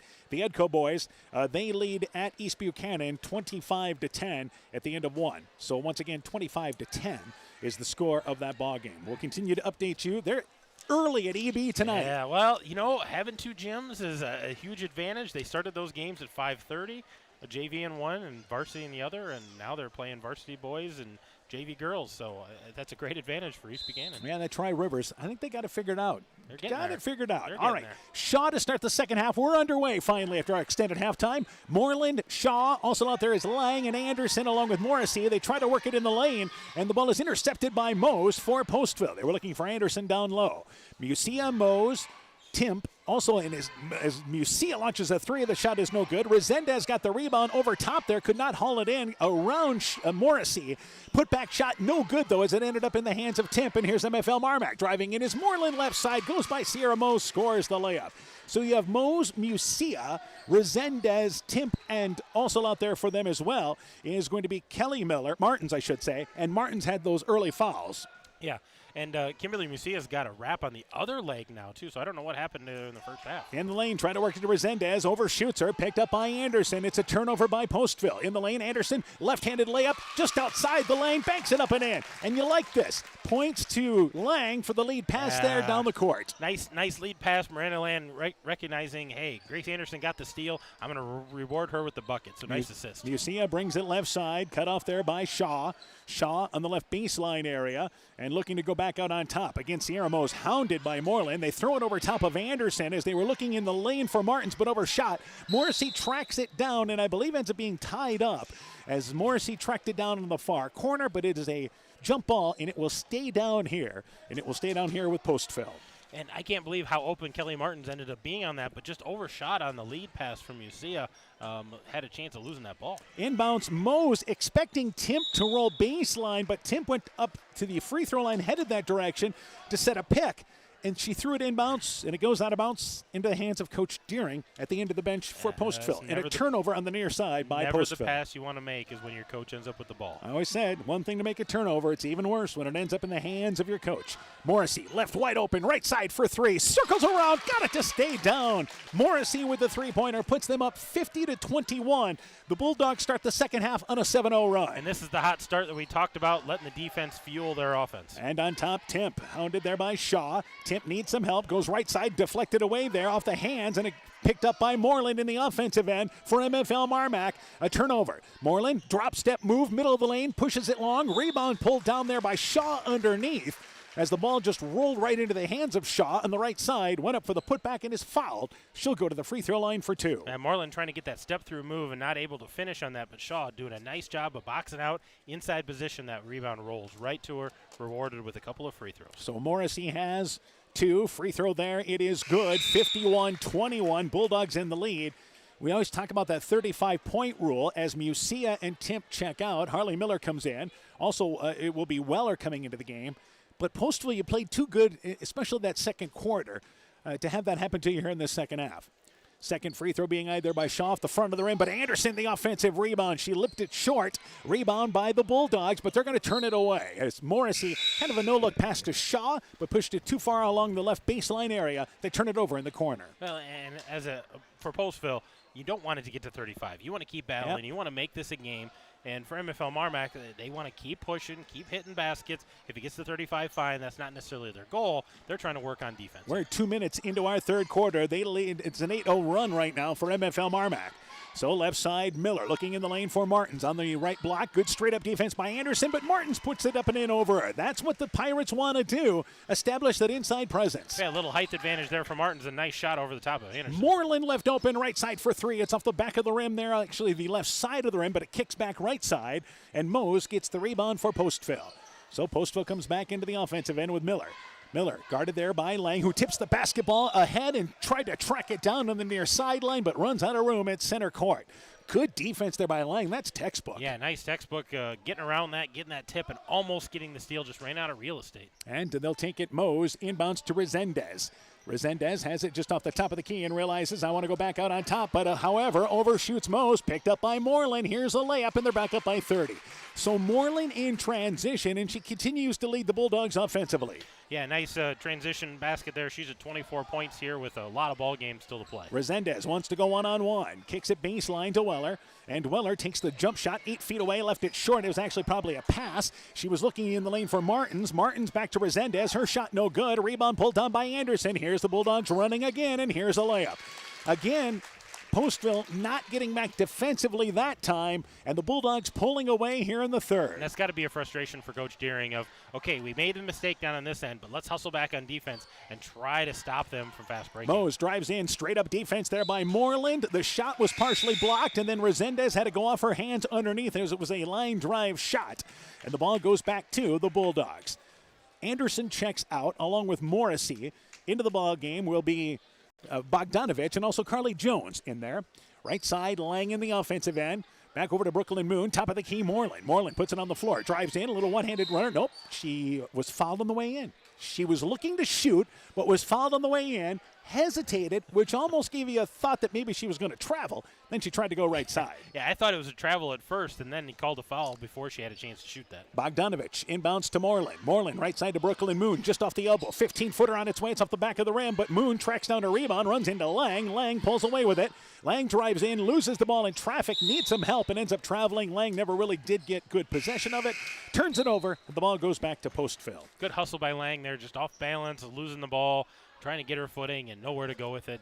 Good job by Postville shutting that down. Another score, Central pulling away from Southwind, 44-20.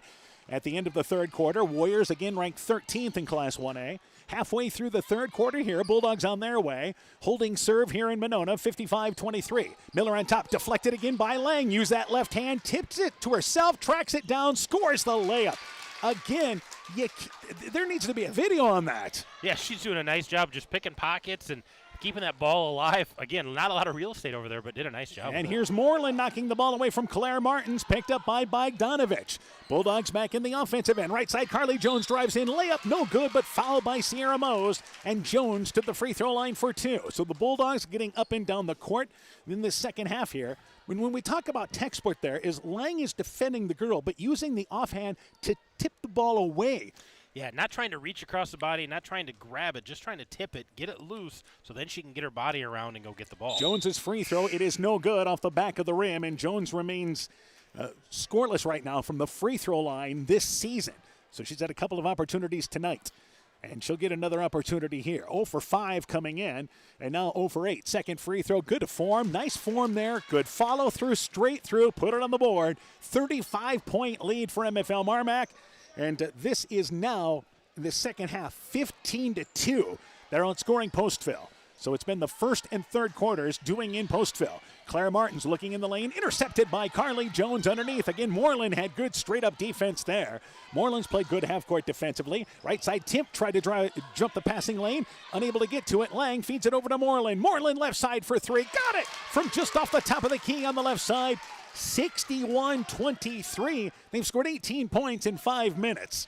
Yeah, they're scoring early and often right here in the third quarter. And Timp, left side to Claire Martins, just off the block. Turns, fires up the shot, banks it long from off the left block. Couldn't get a little closer than she wanted to. Here's Moreland in transition, leads the break, and nobody stops her. She lays it up and in. One defender looked at the other, and that's too easy, and this is a good timeout coming here by Postville.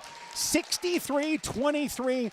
Bulldogs lead by 40. Let's take this break. Is it time for a change to Nightingale Drug? If you feel lost in the big chain store pharmacies, take time to stop in and visit with us about our services, such as one-on-one consulting, free local delivery, competitive pricing with most insurance plans, and Medicare accepted. We'll make the transition quick and easy for you. Come to the people you know and trust. Nightingale Drug and Gift Shop, your small-town, family-friendly business with locations in Guttenberg, Postville, and Waukon.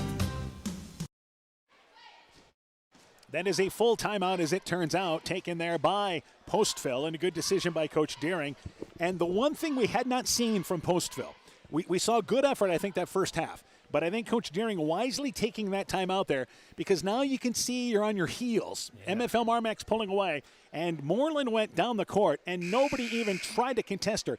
You had two girls in the lane there, and, well, you got it, I got it. No, nobody's got it. And for Moreland to defend that on this end, get the rebound, go coast to coast, and nobody even turned her. She just went right down the middle of the court, had to adjust for the layup, but nobody stepped up. And I think Coach Deering is talking about, we need some effort, we need some hustle, we got to get after this. Yeah, and that's what he's going to decide here. Probably the final 10:44 of this ball game is whoever's going to work is going to hang on the court right now. So, again, our score, 63-23. The second half, MFL MarMac has outscored Postville 20-2.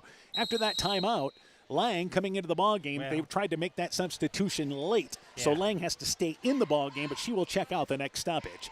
Timp brings it across the timeline. I know you'll see subs as this game continues to roll on, and then Lang going to get out of the ball game. She reaches in there on Timp, who is soft with the basketball just inside the center court circle, and now Lang checks out. And number 20 coming into the game for MFL MarMac, and Ava Kishman, a 5'6" freshman, makes her first appearance here for the Bulldogs. And also into the game for them is number 52, Autumn Shaw, a 5'7" freshman. So Bogdanovich has it right side, and back on top to Brooklyn Moon. Lost it, but tracks it down near the center court line. Moving clock as we've passed the 35-point threshold. Bogdanovich right side, back in the lane. Nice feed down low. The shot taken by Shaw, blocked. It's blocked there by Martins, and the rebound pulled down by Weller for Postville. Back offensively, Sierra Mose has it knocked away there by Autumn Shaw. Loose ball picked up, though, by Postville. They'll retain possession. And Timp on top, hounded well. The ball deflected out of there by Kishman. Loose ball picked up there by MFL MarMac. Brooklyn Moon crossover dribble drives in, blocked from behind by Timp. Nice crossover there by Brooklyn Moon, but a good recovery by Timp. And there's a foul here on MFL MarMac. That is the Bulldogs' first foul of the second half. Quite a difference. Yeah, quite a difference for the aggressive defense they've been playing, but being body off and straight up and doing a nice job of not fouling. Across the timeline, Timp stops that dribble, center court circle. You're asking for trouble there, but she's able to get it to Weller. In the lane to, once again, Kelly Martins, but overshot, and the ball is tracked down there, and now Martins reaches in and forces a jump ball as Autumn Shaw had the rebound there, tied up underneath the basket by Martins. Stays down here with Postville. A minute to go and counting in a fast-moving third quarter now. Sierra Mose, middle of the lane to Martins. Jump shot, middle of the lane. Banks it up and in from 10 feet away in the middle of the lane. Nice entry pass there by Sierra Mose. Only their second basket of this half. Yeah, and both by Martins. Left side, Carly Jones drives baseline, cut off there, tried to flip it to Brooklyn Moon. Knocked away there by Timp defensively. And here's Postville. Mose trying to lead Timp. Timp actually loses her footing. She may have collided with Ava Kishman. Both end up on the floor. The ball ends up out of bounds.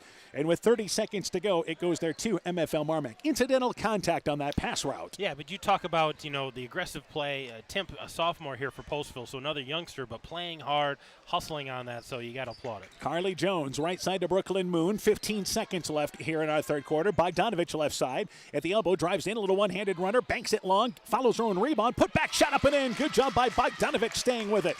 And it's back to a 40-point lead. Timp stops, gets it over to Sierra Mose from the center court circle, on its way, got it! Banks it in at the end of the third quarter. So a bright spot for Postville in a third quarter dominated by MFL MarMac.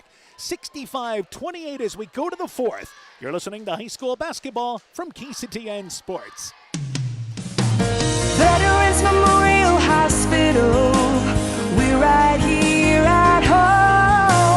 This is Amy Robinson, Director of Rehab. I came here 24 years ago as a physical therapist to make a difference and help a lot of people. This is a family-friendly hospital, and we all support each other. Everyone cares about the patients they work with. I'm proud of the compassionate care that our staff offers. We are withstanding the challenges and moving forward together. We'll be here caring for you right here at home for another 70 years.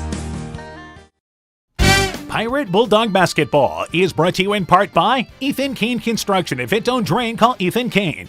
T&K Cahoon, your Napa dealer in Monona. St. Olaf Ag Sales and Service. The Lowena Savings Bank, member FDIC. Fisk Farm and Home in Monona, Cresco, and Decorah. Quillen's Quality Food, serving Northeast Iowa. Car Auto Group, online at karautogroup.com. Meyer Collision and Service Center in Guttenberg, and Grau Logs and Lumber in Elkader. Timber is a crop. Harvest wisely.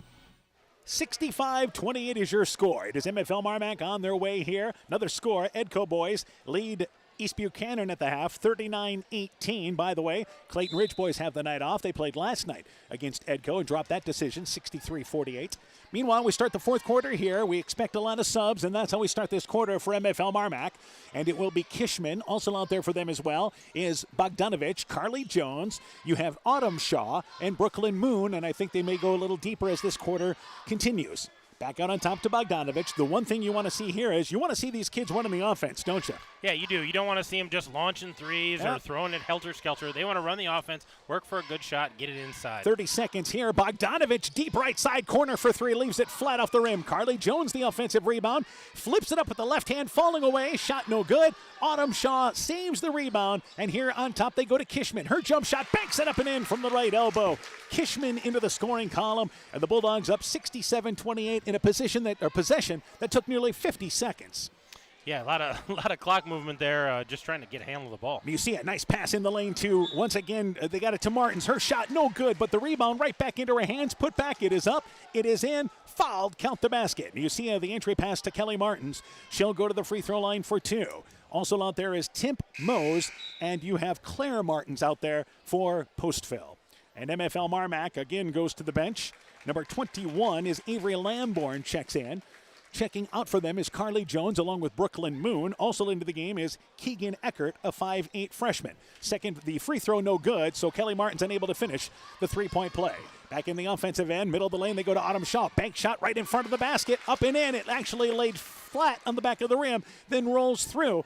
And MFL MarMac quickly answers to make it 69-30. Some shooter's touch there, just crawled over the top of the rim and got it in. Getting that hometown touch. Museo tries to rifle it across the lane to Sierra Mose, but read well by Bogdanovich, jumps the passing lane, and here's a steal. MFL MarMac back offensively. Lamborn back out on top to Bogdanovich.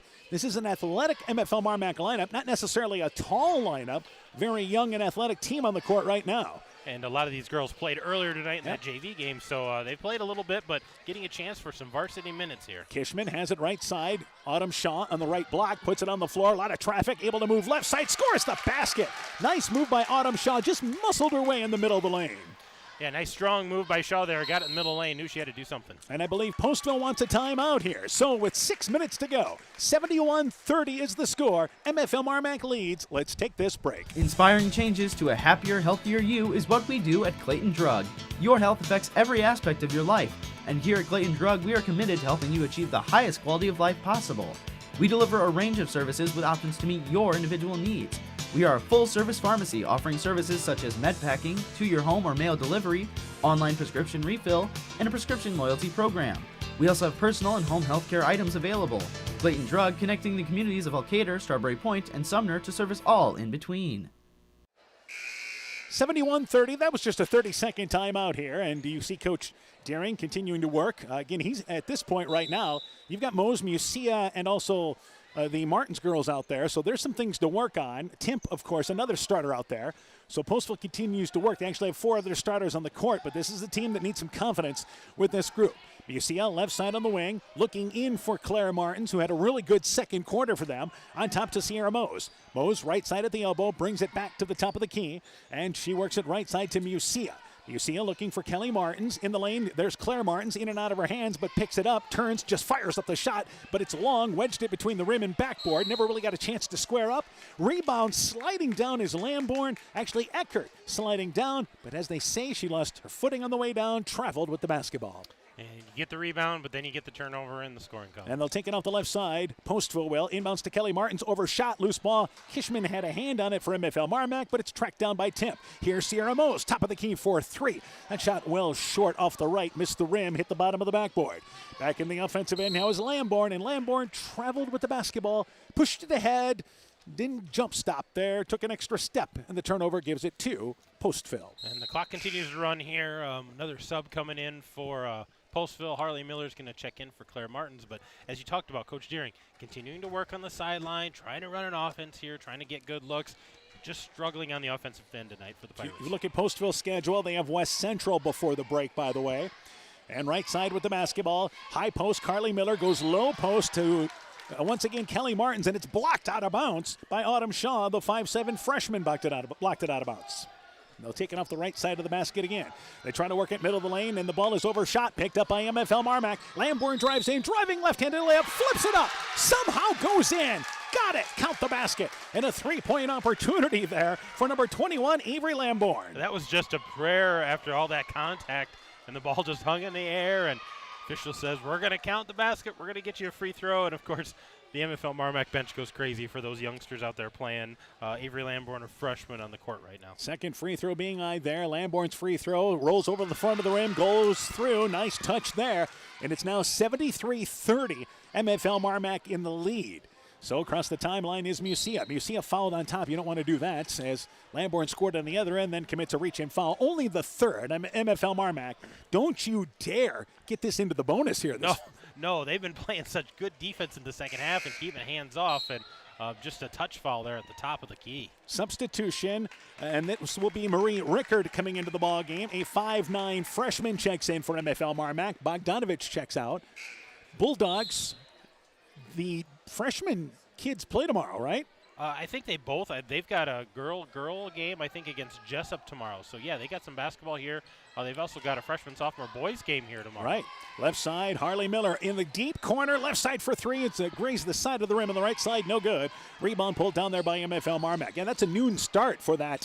For the girls' game. The boys play at 10. Left side in the offensive end, it is Lambourne. Lambourne, let's see who else MFL MarMac can get in the scoring column here. On top, they work it with Kishman.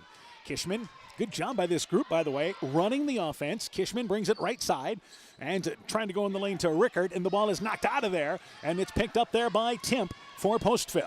And Weller, who just checked into the ball game, brings it ahead. Musia left side for three, off the front of the rim from the left wing. Rebound tipped into the hands of Marie Rickard. And back ahead, they get it to Kishman. Drives in, shot, too strong. Offensive rebound on the left side there. It is Eckert. Her putback no good from the left side. Then Lust out of bounds by Kishman on the right side. Kishman missed it on the right. Eckert on the left. Point blank range on each side. Playing a little Annie over there, trying to get the shot up and exchanging shots and rebounds, but came up empty on that trip. Jasmine Mariquin checks in with 2:25 and counting in our fourth quarter. After this ball game, Chalk Talk for the boys game. We'll go through the individual stats as well, then start the Chalk Talk for the boys game. Driving in, Mariquin, shot no good. Little runner from the right side, but gets her own rebound. Weller underneath the basket needs some help, or it's going to be 3 seconds, and it might be 8 seconds at this point. She tries to throw it on top, and three MFL MarMac girls have a jump ball, and it's against all three. Lambourne, Eckert, and also Kishman on the floor, and apparently a Postville player had a hand in there. I didn't see a Pirate on the floor, but she must have had a hand on there because that was three MFL MarMac Bulldogs in on that jump ball. And it's a jump ball that stays down here with Postville. The good news is, how about the hustle? Three kids on the court. Three of these youngsters get on the court, get after the ball. So Postville with Sierra Mose taking it out of bounds. Right side Miller, open right side. Baseline 8-footer just lips out. No good. Weller gets the rebound on the weak side. Back to Mariquin. Postville works it on top, but Mariquin lost a handle on it. Picked up by MFL MarMac. And with the loose basketball is Kishman. Kishman in the offensive end. We approach 1 minute in our fourth quarter. Right side Lambourne open. Right side for three. Oh, circled around. No good. Touched every part of the rim. Then rimmed out the right side. And here's Sierra Mose offensively. Drives in the lane. Good job by this group of MFL MarMac getting back. Mose needs a little help. Left side, she hands it to Mariquin. Back to Mose. Mose drives baseline, bodied there by Kishman. We go inside, 1 minute left in our fourth quarter. The MFL MarMac girls will be 5-2, 5-0 in the conference. Postville girls 1-7, 0-6 is what they will drop to in the conference. And again, West Central coming up. MFL MarMac, we mentioned Jessup tomorrow, but they've got Central coming up before the break. And that's at Elkader.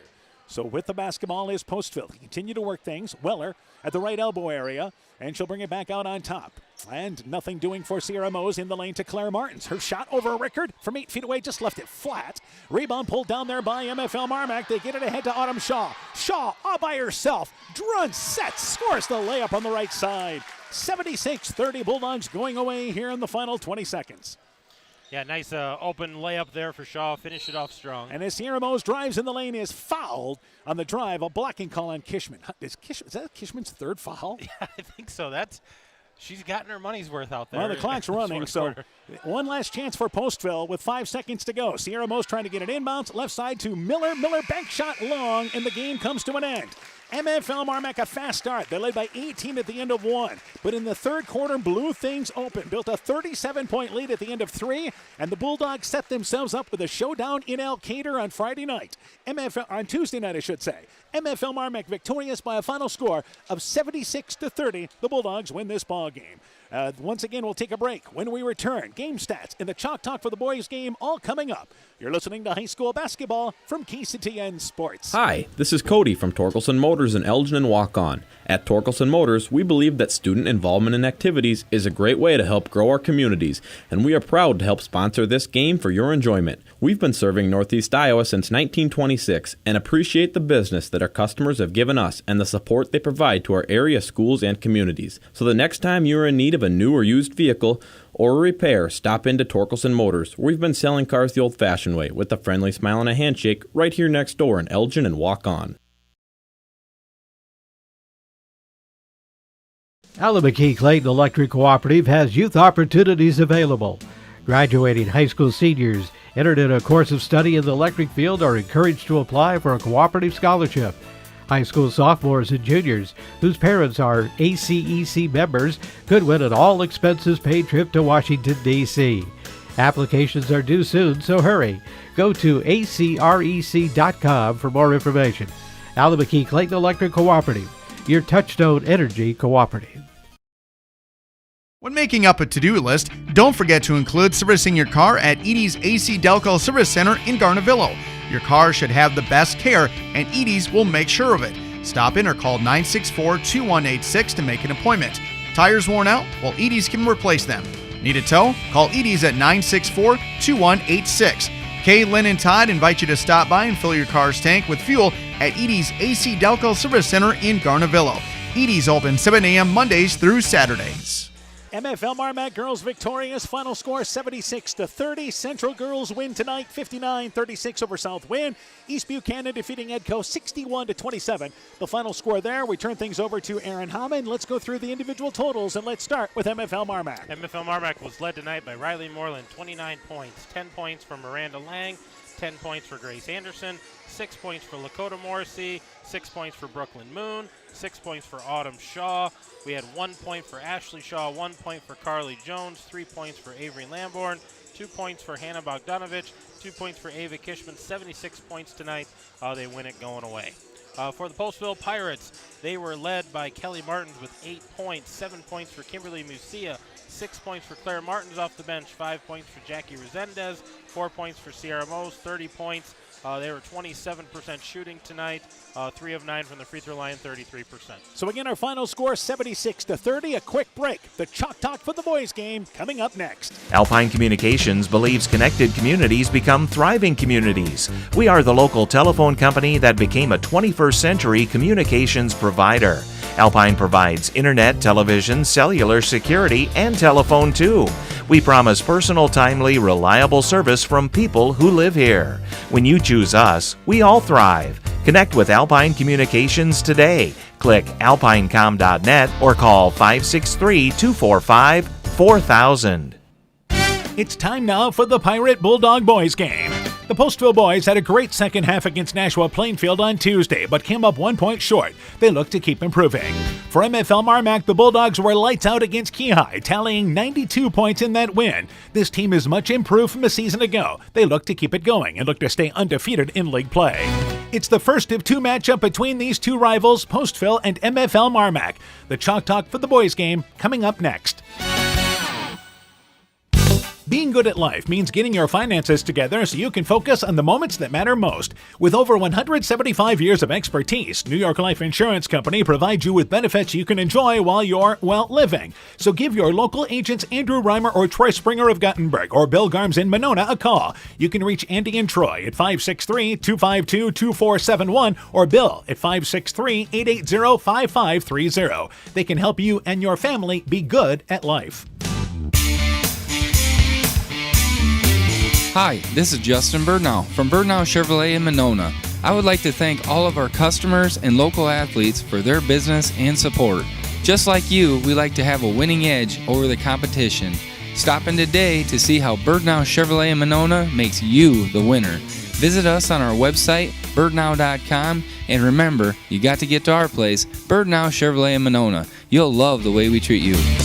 Epic Wear. Get personalized clothing for your school, your team, family, friends, business, or any event. Epic Wear has a huge range of customizable apparel, trophies, and awards, and they offer free design help or design your own apparel at getepicwear.com. And you can even set up a free web store for your fundraiser. Make sure to check out the selection of Bulldog Spirit Wear and Iowa-themed items at the Monona location.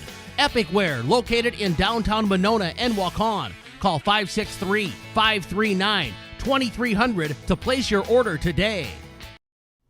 Pirate Bulldog Basketball is brought to you in part by the Postville Veterinary Clinic, Bruins and James Insurance, your Grinnell Mutual agent in Monona, Outdoor Creations, your Floral, Landscape, and Garden Center in Monona, Thompson Construction and Monona Overhead Door, TJ's Pizza in Monona and Claremont, Myers Auto Service in Monona, Clayton County Recycling of Monona, Farmers Savings Bank of Colesburg, Elkport Garber, Strawberry Point, and Arlington, member FDIC, and by Culligan Water Conditioning of Elkader. We begin the Chalk Talk for our boys game. We're joined by Postville boys basketball coach Eli Nessa. Coach, your team dropping a hard-fought decision on Tuesday night, 38-37 to Nashua Plainfield. Tell me about that game. First half was terrible. Second half was great. Our defense wasn't bad the whole game. I guess the boys worked hard, but the second half we figured out the offense, and we took advantage of it, and we dictated the tempo, and I think that was huge. Yeah, and the big thing is, obviously, you scored 5 points the first half, but you end up in a 1-point ball game, and I think it shows how these kids continue to work. Yeah, it really does. They're hard workers, and at times they don't play with that fire in their eyes, but they sure did at night, and I think they realize that's what they have to do to be in ball games and have chances to win. All right, let's go through starting a lineup for your team tonight. Well, we've got Kobe Bohr, Benji Silva, Javier Hernandez, Sam Jacobs, and probably Cade Downing. He's having some shin issues that we're hoping I know some will work through. But yeah, and I know some kids contribute off the bench for you too. Yeah, yep. Jason Ortez and Harley Check and Josiah Minicue were pretty big off the bench. Okay, now turning our attention to MFL MarMac, what do you know about the Bulldogs?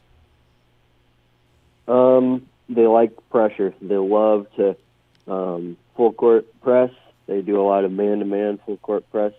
A little bit of it looked like a 1-2-2 maybe early in the season, but they really pushed the man from what I've been able to see so far.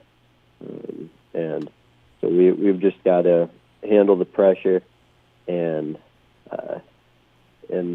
stick to the tempo we want to run with instead of falling into what they're trying to get us to do. And I take it the big key is going to be handling the basketball tonight. Yep, yeah, definitely. We're going to try to keep the ball. We're going to try to keep Kobe Bohr bringing the ball up the floor and keeping the tempo at our pace. And not to say the others can't do it. I think especially Cade Downing, Javier Hernandez, Jason, even Benji, they can all handle the ball. I think they'll all be able to handle the pressure, but we'd like to keep it in Kobe's hands a lot too. All right, sounds good. Coach, good luck in the ball game. We look forward to talking to you afterwards. Yep. Postville basketball coach Eli Nessa, you betcha, on his Pirate team. Chalk Talk continues after this. Wilkie's in Elkader is Iowa's oldest family-owned grocery store. You'll find Wilkie's 2 blocks south of the Keystone Bridge in historic downtown Elkader. Stop in and enroll for a Wilkie's reward card and receive points every time you shop. Then log on to their website at wilkiesgrocery.com to view the weekly specials, check out your reward points, make out a shopping list, and more. Wilkie's in Elkader, open Monday through Saturday from 8 a.m. till 8 p.m. TNT Power Sports sells and services all makes and models of UTVs and ATVs. Not ready for a new ATV or UTV? TNT Power Sports has a nice selection of clean used units available. Contact Brian, Master Certified Technician, or Tracy for your next UTV or ATV purchase, or to schedule service work to keep your UTV or ATV in top-notch condition for work or play. Call 563-245-1100 or stop in and visit with Brian or Tracy at TNT Power Sports, north of Elkader on Highway 13 today. We continue the Chalk Talk for our boys game. We're joined by MFL MarMac boys basketball coach Eric Detbarn. Coach, your team now 4-1, 3-0 in the conference. An impressive win against Keyhigh Tuesday night, 92-63. Tell me about that game. Yeah, I really thought it was one of our better overall games of the year. Offensively, we shot the ball extremely well, but I thought that kind of led over to the defensive side of the ball. I thought our defensive intensity for a majority of the game was very, very, very good. And then I thought we rebounded the ball especially well, for the first time this year. All right, so certainly some positive there. Let's go through starting lineup for your team tonight. All right, at starters, we'll have Wyatt Powell and Zach Driscoll guards. Carver Blitz Benteen, Colin McShane, and Caden Stocker started forward. All right, some of the kids off the bench for you then. Well, Parker Keel off the bench, Chauncey Grant off the bench, and Mason Kishman. And then we'll just kind of see how things go from there. All right, turning our attention to Postville, what do you know about the Pirates? Well, to this point of the year, Postville's kind of struggled a little bit. They got a new coach, but they do have some players that can put up some numbers if they get in any type of rhythm. So it's kind of our job tonight is to kind of keep them out of their rhythm and hopefully play well. All right, so for MFL MarMac then, what does that involve? Well, that involves. It starts with us at the defensive end. We got to remain intense defensively. We got to make sure that we don't allow them any easy shots or easy opportunities. We got to rebound the ball, and we got to get out and run. Yeah, so we see that right now. And here we are into game number 6 for you guys. But this is a team that looks vastly improved from a season ago, and it's the youth that's really kind of helping you guys out. Yeah, it really has. Our young kids have really stepped in and adjusted to the varsity basketball really, really well. And that's our key is five of top 8 kids that I play are freshmen or sophomores, and they're not playing like freshmen or sophomores. They're playing like veterans right now, and that's just got to continue. All right, Coach. Good luck to you in the ball game. We look forward to talking to you afterwards. Thank you. MFL MarMac basketball coach Eric Detbarn and his Bulldog team. Chalk Talk continues after this. Broadband is more important and versatile than ever, and you no longer need a home phone to utilize Neat's fiber broadband service. Freedom plans are now available to all subscribers on Neat's fiber network in and around Farmersburg, Luena, Monona, Postville, and St. Olaf. With speeds up to 250 meg, Neat's managed Wi-Fi is also included at no additional cost. Call today for more information on Neat's new Freedom plans and enjoy reliable, super-fast broadband internet service from Neat. Call us at 539-2122 today to discuss which Freedom plan is best for you. Neat, connecting you now. You work hard to make sure your family has everything they need. Life insurance from American Family Life Insurance Company can help financially protect your loved ones by replacing a portion of your income if you were to pass away. That means your family will have the help they need to maintain their quality of life and pursue their dreams. Get the peace of mind you deserve by protecting what matters most. Contact Julie Depke, agent at 205 South Main Street in Elkader, or call 563-245-2366 today. American Family Life Insurance Company, 6000 American Parkway, Madison, Wisconsin. Looking for a checking account with no monthly requirements or service charge? People's State Bank's new redesigned People's Checking Account is just what you're looking for. The account includes free debit card, online and mobile banking, bill pay, and much more at no cost to you. You heard that right. No cost to you. We're your local community bank, ready to serve you. Stop into one of our 20 convenient locations to open a People's Checking Account. People's State Bank. Member FDIC. Pirate Bulldog Basketball is brought to you in part by Center Street Bar and Grill in Monona, Community Insurance of Iowa, Hometown Agency Monona, Auto, Home Business, Crop Farm and Life, Smitty's Oil and Tire in Monona, Garden View Place in Monona, Vorwald Enterprises in Monona, Bacon Concrete in Postville, Guttenberg Municipal Hospital and Clinic. Check out career opportunities at guttenberghospital.org. And Rivals Inc., custom gear, screen printing, embroidery, and online shopping at rivalsinc.com. Welcome back to Monona. Welcome back to Game 2 here tonight on KCTN FM 100. And once again, it's MFL MarMac and Postville. Our girls' final tonight. MFL MarMac won 76-30. Central girls beat South Wind 59-36. East Buchanan over Edco 61-27. And we do know the Central City girls defeated Starmont tonight. We'll try to get you a final score on that in just a bit. Meanwhile, we're ready for the boys' game with the Bulldogs and Pirates. It is a young MFL MarMac team and a young Postville team too, Coach. Yeah, it is. Both of these teams are pretty young when they talk about starters, but obviously MFL MarMac off to a much better start, 4-1 on the year, 3-0, and I think that's what they want tonight is a fast start.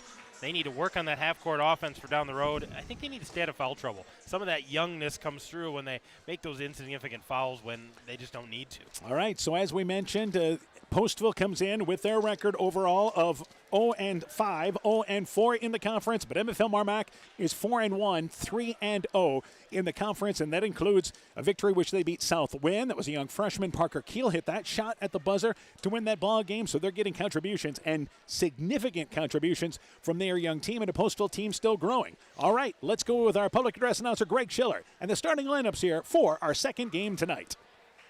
Ladies and gentlemen, welcome once again to MFL MarMac High School for tonight's boys varsity basketball game between the Postville Pirates and the MFL MarMac Bulldogs. The Pirates are coached by Eli Nessa, assisted by Jaime Ramos. The Bulldogs are coached by Eric Detbarn, assisted by Michael Moon, Brandon Burke, Mark Kottman, and Corey Donlin.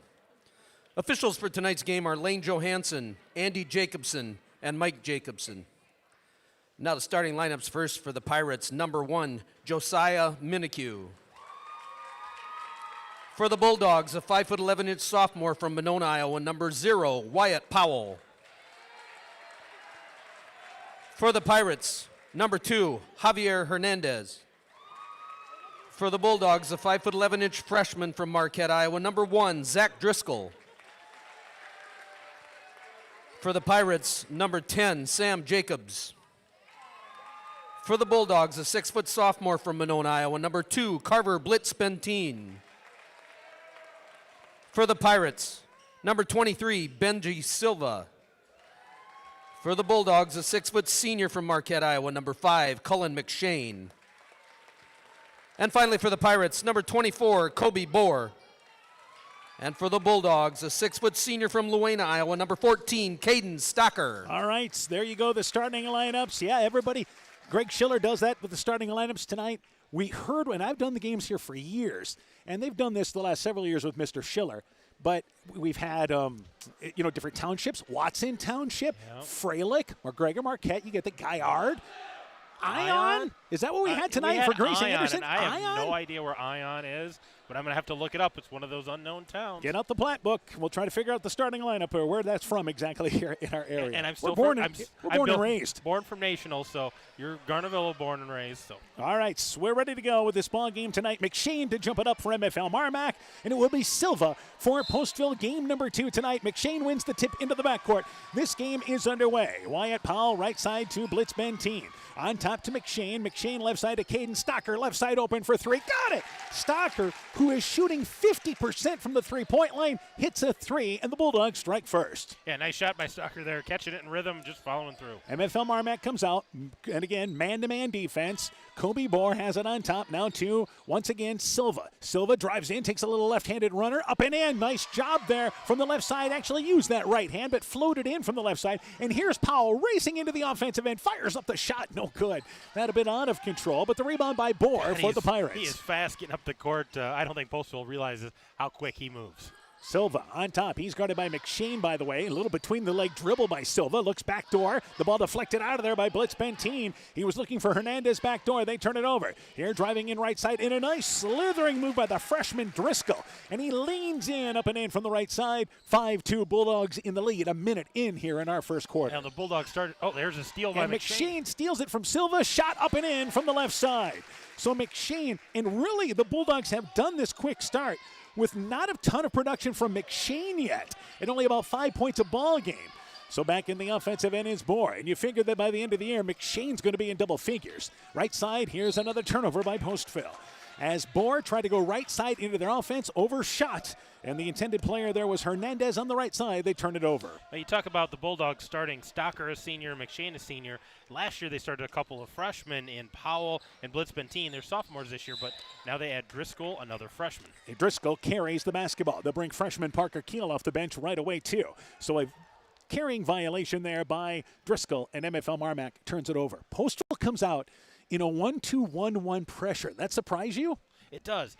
Maybe something they've been working on, maybe try to slow MFL MarMac down, but so far handling it well. Silva, right side, goes over to Jacobs. Jacobs back over to Silva. Silva drives in, middle of the lane, leans in, takes an off-balance shot. It rolls off to the right. It is no good. Then Silva comes over the back and commits the foul as Blitz Benteen had rebounding position. Silva able to use that frame, and this is a little different. He's the Pirates' post player, but he does have ball handling abilities. Yay. Blitz Benteen, right side, intercepted by Minikue. Minikue drives in, left-handed layup, too strong. And then Powell outjumps everybody, getting the rebound. Back to Stocker. Stocker drives in, flips it up right side. Double plump prayer is not answered. Rebound by Silva. He leads it ahead to Minikue. Minikue drives in, scores the layup for Postville. Well, the Pirates not backing down. They're running. You know, I thought they wanted to slow it down, but they're pressing, trying to run, trying to make this up-tempo. Driscoll to Blitz Benteen. They beat the pressure. Blitz Benteen, right side. Stocker open, right side for a three. That shot is long off the left side of the rim, and then Blitz Benteen commits the foul as the rebound kicked out to the right. And the rebound was secured there by Hernandez for Postville. Yeah, a little surprised Postville wants to run, but so far holding their own. That pressure is a little new. And I think MFL MarMac's maybe a little surprised by it as well. And you'll see full court pressure again by MFL MarMac. Their first substitution. Stocker checks out, and into the game for them is number 12, and that will be Parker Keel, a 5'9 freshman. Right side, the ball, Powell knocked it away from Minikue, picked up by the Bulldogs, and here's Powell just racing into the offensive end. But a good job by Postville getting back. Right side, Keel, left-handed, deep left corner for three, rattled in and out, kisses the backboard and rolls out. It is no good, and Bohr gets the rebound for Postville. Bohr to Silva. Silva guarded by Driscoll, leads it ahead, intercepted by Parker Keel, and here comes a fast break for Postville. Keel deflected by Bohr, picked up by Keel, uses the right hand, puts it up and in. Bohr got the deflection, but right back into the hands of Keel. Bulldogs lead 9-4, and here's Minikue ahead of the pack, and it's knocked away from behind by Powell.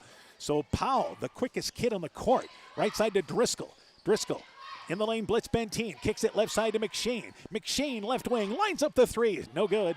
Not enough arch on that shot. Yeah, a little flat on his shot there. And Silva gets a rebound, and they take a timeout. Postville's going to talk things over. 9-4, the early lead for MFL MarMac. Up and down the court we go. Let's take this break. Winter high school sports season has begun.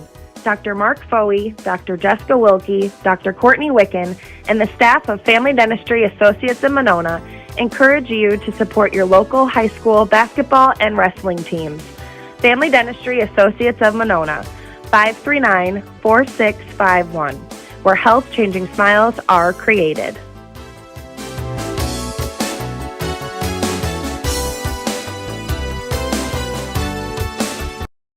9-4, the early lead for MFL MarMac here. 4:44 to go in our opening quarter.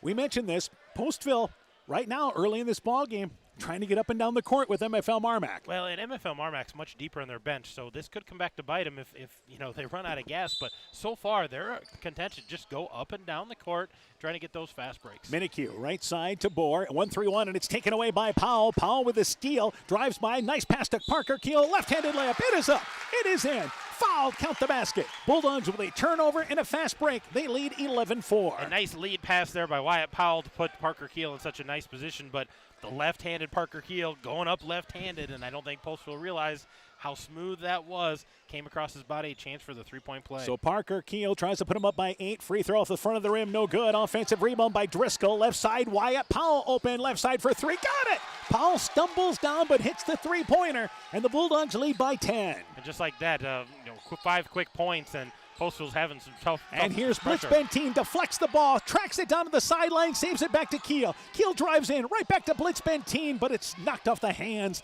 and tracked back down by Powell. Right side, Blitzbentine, deep right corner for 3. Shot no good, but Silva tried to block the shot and makes contact, and Silva is called for the foul in the right corner. And now you've got major concern for Postville. Oh, yeah, another foul there, and Blitzbentine had that open look and closing out, but closing out too fast, made some contact. 3 free throws here coming for Carver Blitzbentine.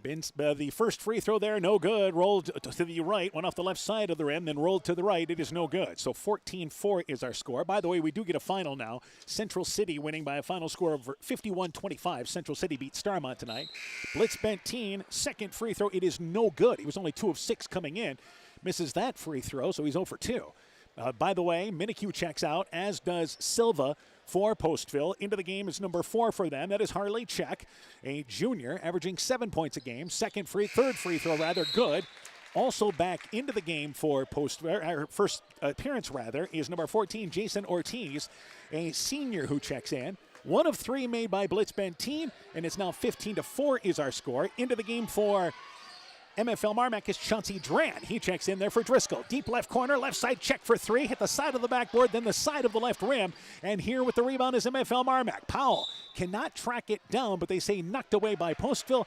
Stays down here with MFL MarMac. Powell is lightning quick. Oh my gosh, he can get up and down the court so fast, and I just don't think you can replicate that in practice. Inbounds to McShane, fakes the handoff, now drives in, tries to lay it up over the right side, but it rolls flat. The shot no good. That was a nice looking move, did not finish. Bohr gets the rebound. Bohr hasn't had a shot offensively. Postville may want to look for him at some point. Yeah, their leading scorer with 9 points a game. Driving into traffic and turning it over is Ortiz. They get it ahead. Here's Powell, drives in, right-handed layup, no good. Fouled from behind by Check. And to the free throw line there is Powell. The reason why we were stunned that Postville coming out to full court press them, we saw Postville against North Fayette Valley. Remember, they got off to that good start, and they were able to spread North Fayette Valley out, get to the basket. But you just played a 1-point game against Nashua Plainfield in the 30s. Might want to try to keep it in that area. Yeah, I think lower scoring is more what they need. We talked about Kobe Bohr getting 3 points a game, Harley Check 7 points a game. They just don't score a lot. First free throw, no good. Second free throw rattles around and stays down, and the Bulldogs lead 17-4. And here's this pressure, 1-2-2. Into the offensive end, Ortiz. Double team, trying to get out of it. Knocked away by Powell, then tied up by Parker Keel. It's a jump ball, but it stays down here with Postville. So with Silva on the bench, it does take away one of your ball handlers for Postville that Coach Nessa was concerned about. Yeah, and we haven't seen Cade Downing. I don't know if he got hurt or if he's on the bench, but he's been battling an injury to the calf. In the corner, Ortiz goes down in the lane to Check, kicks it right side. Hernandez, right side for 3. Got it from the right wing. So they kicked it in the corner to Hernandez, and the Pirates back within 10. And just like that, Dran, right side, steps in the lane, traveled. Yeah, he took an extra step. Jump stop there, but maybe slid that pivot foot, then went to the basket, and he banked it in from the right side, but they're going to wave it off on the travel violation. So Downing tonight is, as a matter of fact, limited if he does play tonight, but I don't even know if he's dressed tonight. Hernandez, correction, that is actually with it is once again Ortiz. Ortiz loses the basketball, took it to the basket. Too much traffic, picked up by MFL MarMac. Keel drives in, shot blocked by Bohr. Kobe Bohr with the block, saves it back along the baseline as well to Hernandez. Back left side to Check. Check drives in, one-handed runner, 8 feet away, shot no good. It lipped off the back of the rim. Here's Powell in the offensive end, loses the ball on the way up as Powell had, again, a stride on everybody, but they turn it over, pushing it down the court. How did that ball get faster than Powell down the court? Because he is the fastest thing in the court right now. Powell checks out. Also checking out is McShane. Driscoll comes back into the ball game, and number 11 comes in, and Mason Kishman, a 6'2 sophomore. So Parker Keel is also going to check out as Stocker comes in.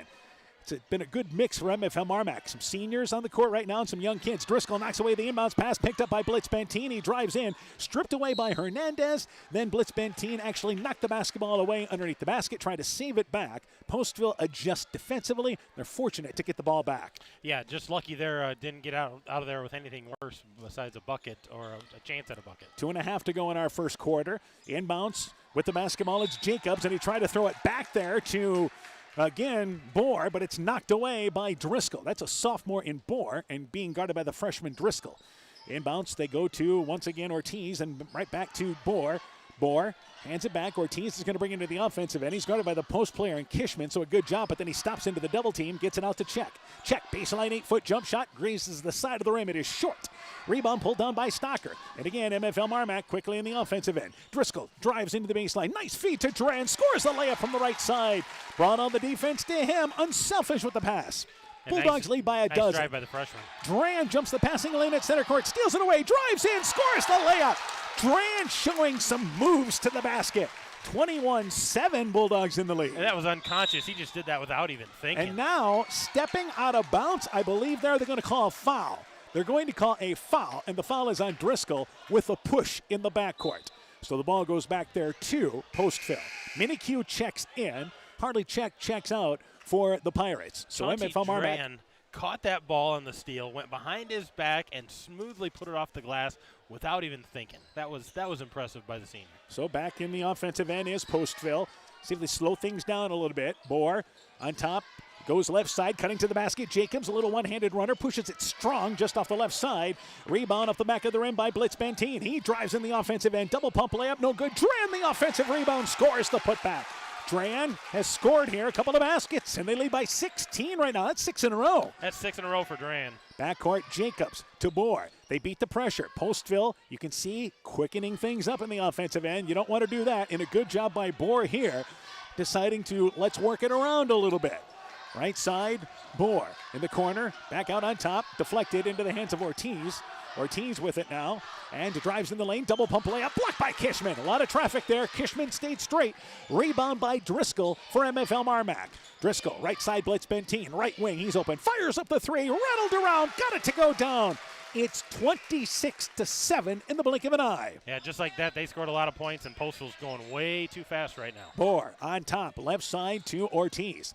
Ortiz, Driscoll knocks it away, loose ball. Ortiz somehow gets out of it, trying to dribble between everybody, drives in, double pump layup. It's too far underneath the basket, it hits underneath. Loose ball picked up by Stocker. He loses it, finally picks it up, and the Pirates back here on defense. Bulldogs left side, Blitz Bantine takes it deep left corner for three, aired it out short. Heat check for Blitz Bantine, who backed his way into the corner for that shot. He caught that lob pass and just kind of backed into the corner to try to throw that. Why settle for the 15-footer? Right side, Minikue, right side for three. Got it to go down. That young freshman Minikue hits the three-pointer. 26-10. We're down to 3 seconds left in the quarter. Driscoll, top of the key, off balance three, on its way, off the front of the rim, and the first quarter comes to an end. It's entertaining. MFL MarMac 26, Postville 10. You're listening to high school basketball from KCTN Sports. We know that potential is greatly enhanced through hard work and dedication. At Viafield Cooperatives, we promise to provide innovative products and dependable service to help you meet and exceed your potential. From agronomy to energy, grain to feed, Viafield is excited to provide growing opportunities for both producers and consumers at 18 locations throughout northern Iowa and southern Minnesota. Want to learn more about Viafield? Go to viafield.com. Viafield is a proud supporter of our local student athletes. Pirate Bulldog Basketball is brought to you in part by LTI & Sons Water Conditioning, your Connecticut dealer in Postville, Canuck Fuller Covering in Monona, Ashbacker Building Supplies in Rossville, Ems Machine and Manufacturing in Monona, Sincerely Yours Interiors by K in Monona, Norby's Farm Fleet in Northeast Iowa, RGK Portable Building serving Northeast Iowa and Southwest Wisconsin, Furniture Showcase and Allwine, lighting, showroom, flooring, furniture, and window treatments, and Dean Family Chiropractic in Claremont. So MFL MarMac puts up 26 points in the opening quarter. It is 26-10. Postville hit that three-pointer by Minikue late here to bring them back within 16. Bulldogs with the basketball. Postville 2-3 zone. Stocker also out there. Powell right side open, launches up the three. Not much rotation. Shot was flat. Rebound pulled down there by Postville. Bohr, Jacobs, Minikue, Hernandez, and also number 11 in Jacob White, another freshman out there for Postville. Left side, here's Minikue, drives in left side. Nice feed from Bohr at center court. Minikue open on the left side, scores the layup. Powell, Stocker, also out there. You have Blitz Benteen and McShane and Driscoll. Driscoll open right side, wide open for three, rattled around and pops out. Shot no good. Rebound pulled down by Postville and Jacob White off the left side. White, center court, straddles the line, brings it into the offensive end. He's guarded by McShane, and they'll bring it back out on top here now to Jacobs. Jacobs, left side, hands it back to Minikue. Minikue is guarded by Powell. Both those kids quick. Left side back out on top here now. They hand it, and it's intercepted by, once again, MFL MarMac, and it is number 1, Driscoll, intercepting it, taking the length of the court. Is that Driscoll's first basket? No, that's his 7th point already tonight. He had a couple of early buckets in that What first game quarter. am I watching? He averages 20 on the season. Left side, left wing area now, and with it is Jacobs.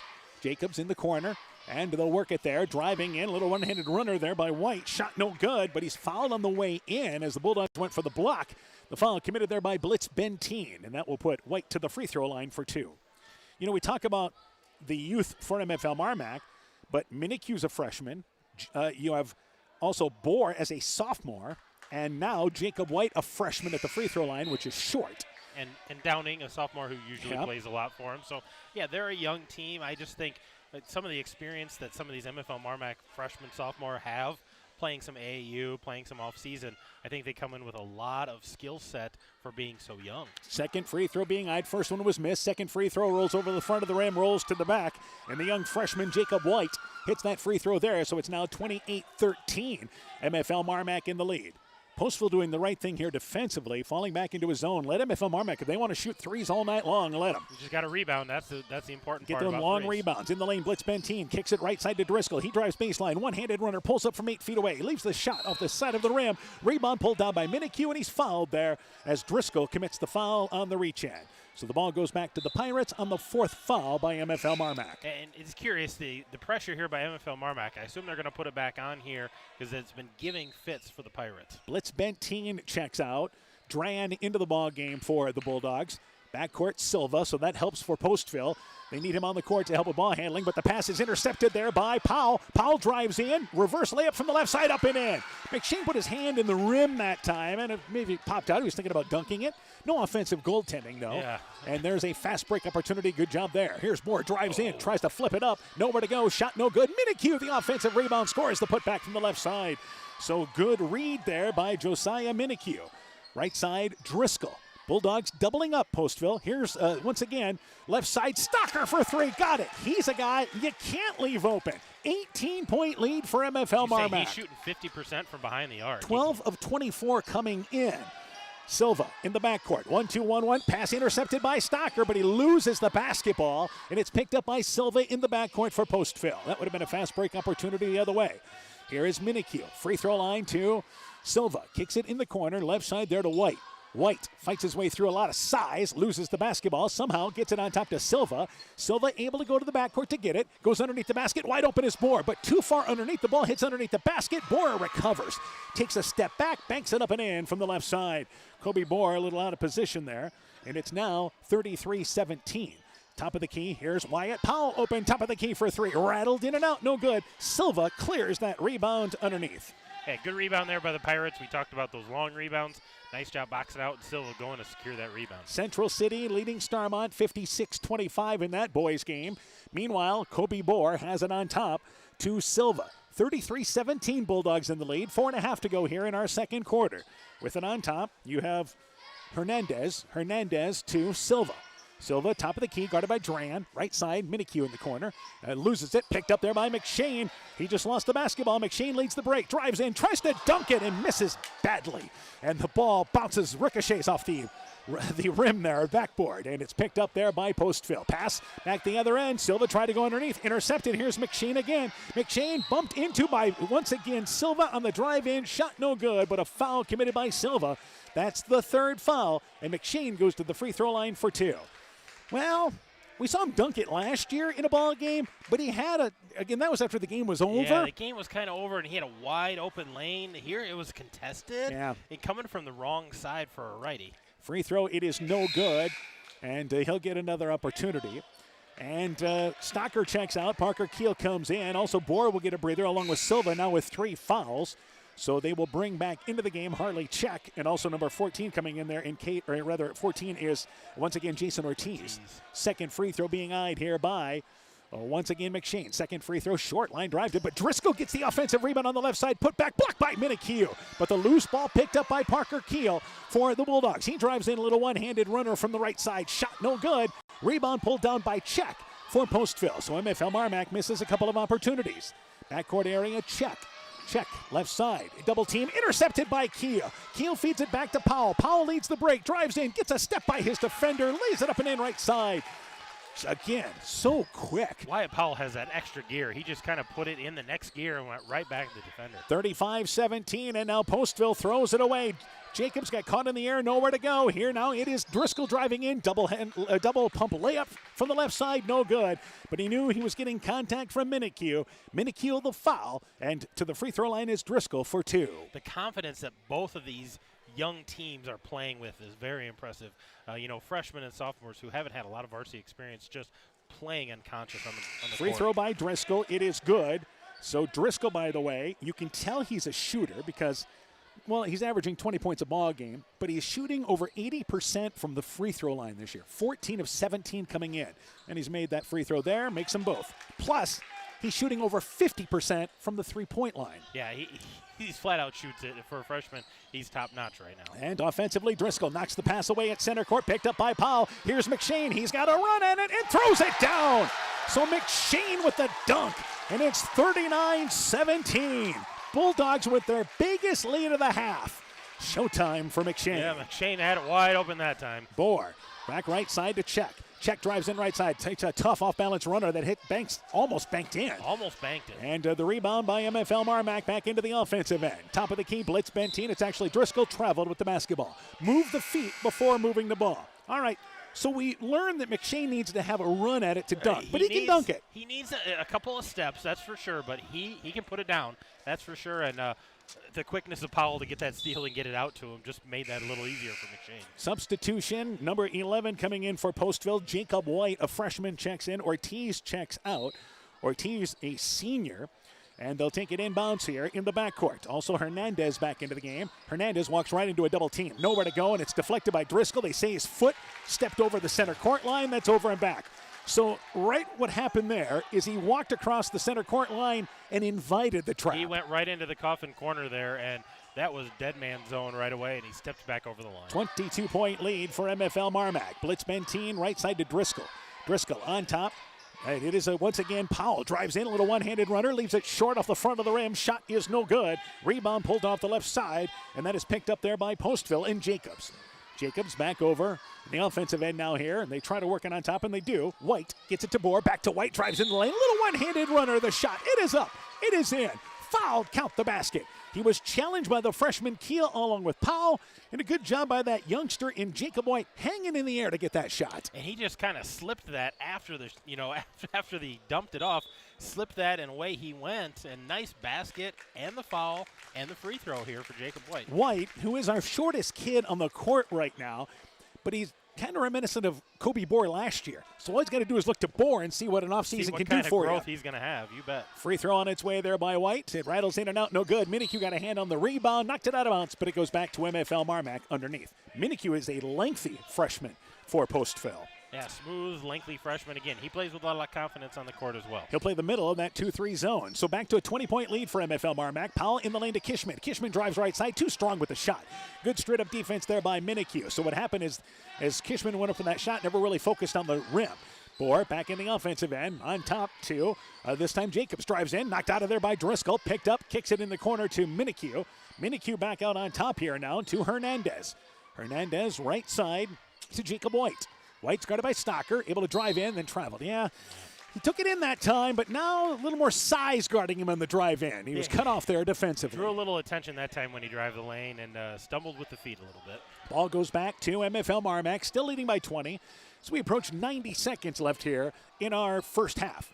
And left side, Driscoll. Driscoll on top to Keel. Keel in the lane to Kishman. Right side, Powell. He's open right side for three. Short off the right side of the rim. Rebound deflected out of there. Loose ball tracked down. Finally batted out of there and picked up by Stocker.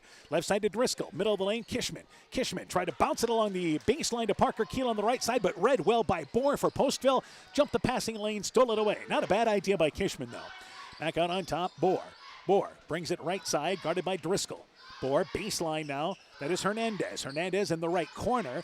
In the lane, rolling through there is Jacobs, bodied by Parker Keel. Foul on the floor. 1:03 to go in our first half. Sixth team foul committed by MFL MarMac. Yeah, both teams now with 6 fouls, so from here on out, any kind of fouls, we're going to shoot at least a 1-and-1. Coming up at halftime, we'll talk with our coaches from the girls' game tonight. The MFL MarMac girls winning big, 76-30. Inbounds, Postville, deflected, but into the hands of Hernandez. Hernandez right side to Minique. And Minique fouled by Parker Keel on the reach-in, and that puts Postville into the 1-and-1. Yeah, not something that Coach Detbarn wanted right there. They've been doing a nice job playing pressure defense, just making Postville work a little bit, but bailed them out with the foul here, going to the free throw line. McShane coming back into the ball game. Parker Keel with those 2 fouls will check out. Coach Detbarn has done this in his entire career. You get 2 fouls, you're usually done for the half. But that is actually the third on Parker third Keel. foul is what the scoreboard had. That was Keel's third. And free throw on its way there, and that free throw is off the back of the rim. It is no good, and the rebound tracked down by Driscoll.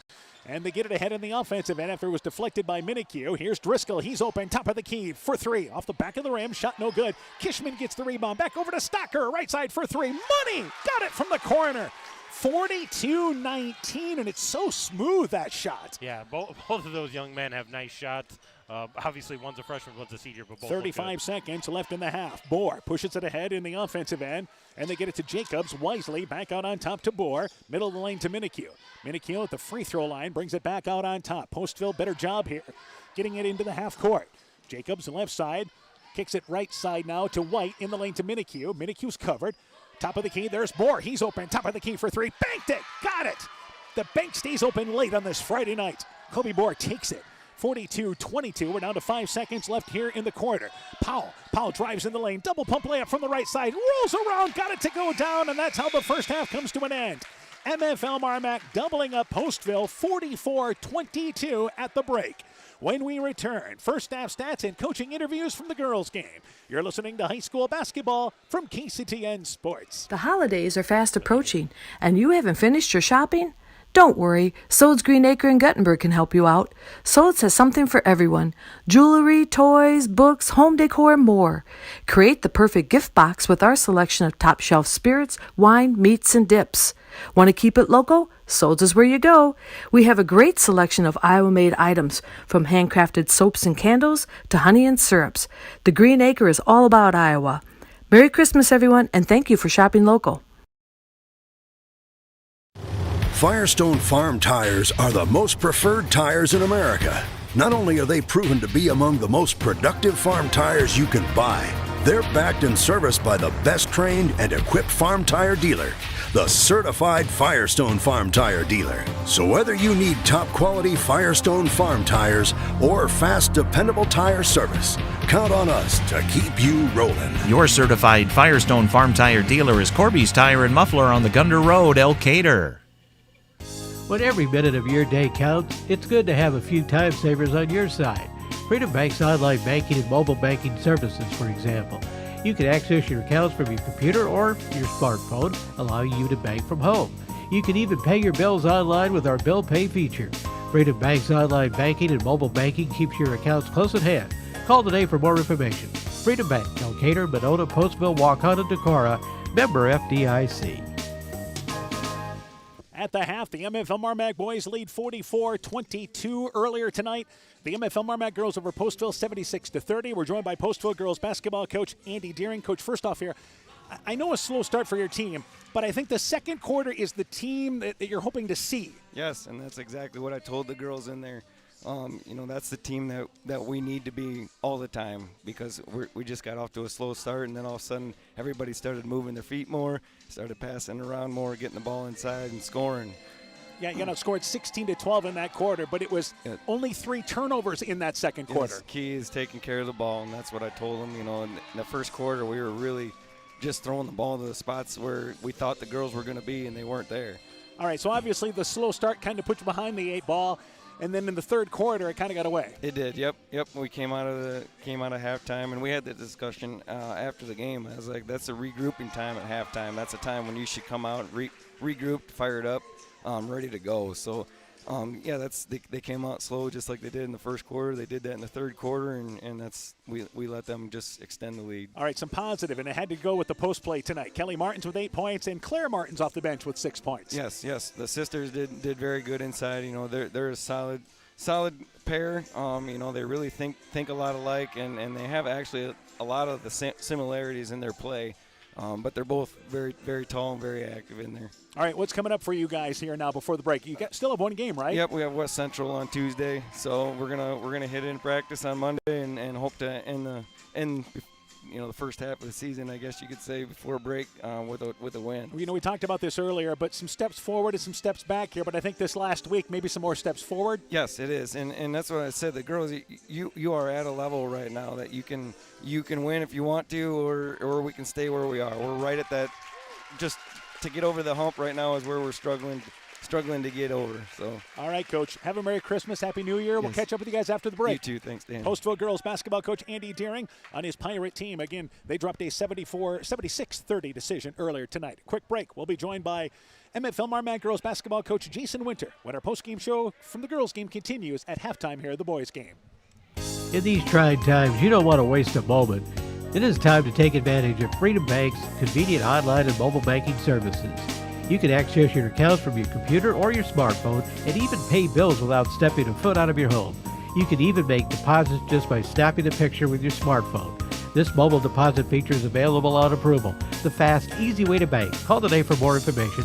Freedom Bank, Elkader, Monona, Postville, Waukegan, Decorah, member FDIC. This is Chris Holbert, General Manager of Hall Roberts Son Incorporated in Postville. We would like to wish the area student athletes both a safe and successful sports season. We have been a community-based company since 1864, servicing and supporting the area ag industry with products necessary for daily success. We look forward to continuing to serve and support both the ag industry and high school athletes in our surrounding communities. Thank you and good luck from the families at Hall Roberts Son. At the half, once again, it is MFL MarMac leading 44-22. Earlier tonight, the MFL MarMac girls victorious 76-30. We're joined by their head coach, Jason Winter. Coach, you mentioned a good start tonight would help. A great start for your team. Yeah, we came out right away, and we got after it defensively. I thought we really moved the ball well, shot the ball well.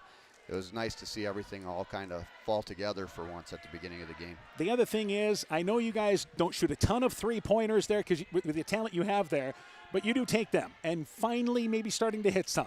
It's funny you say that because we talked last night and we talked tonight before the game. I think the only time we've been above 30% this year was when we were at NFV, and then we've been below 20 the rest of our games, and then tonight I'm not sure what we were at.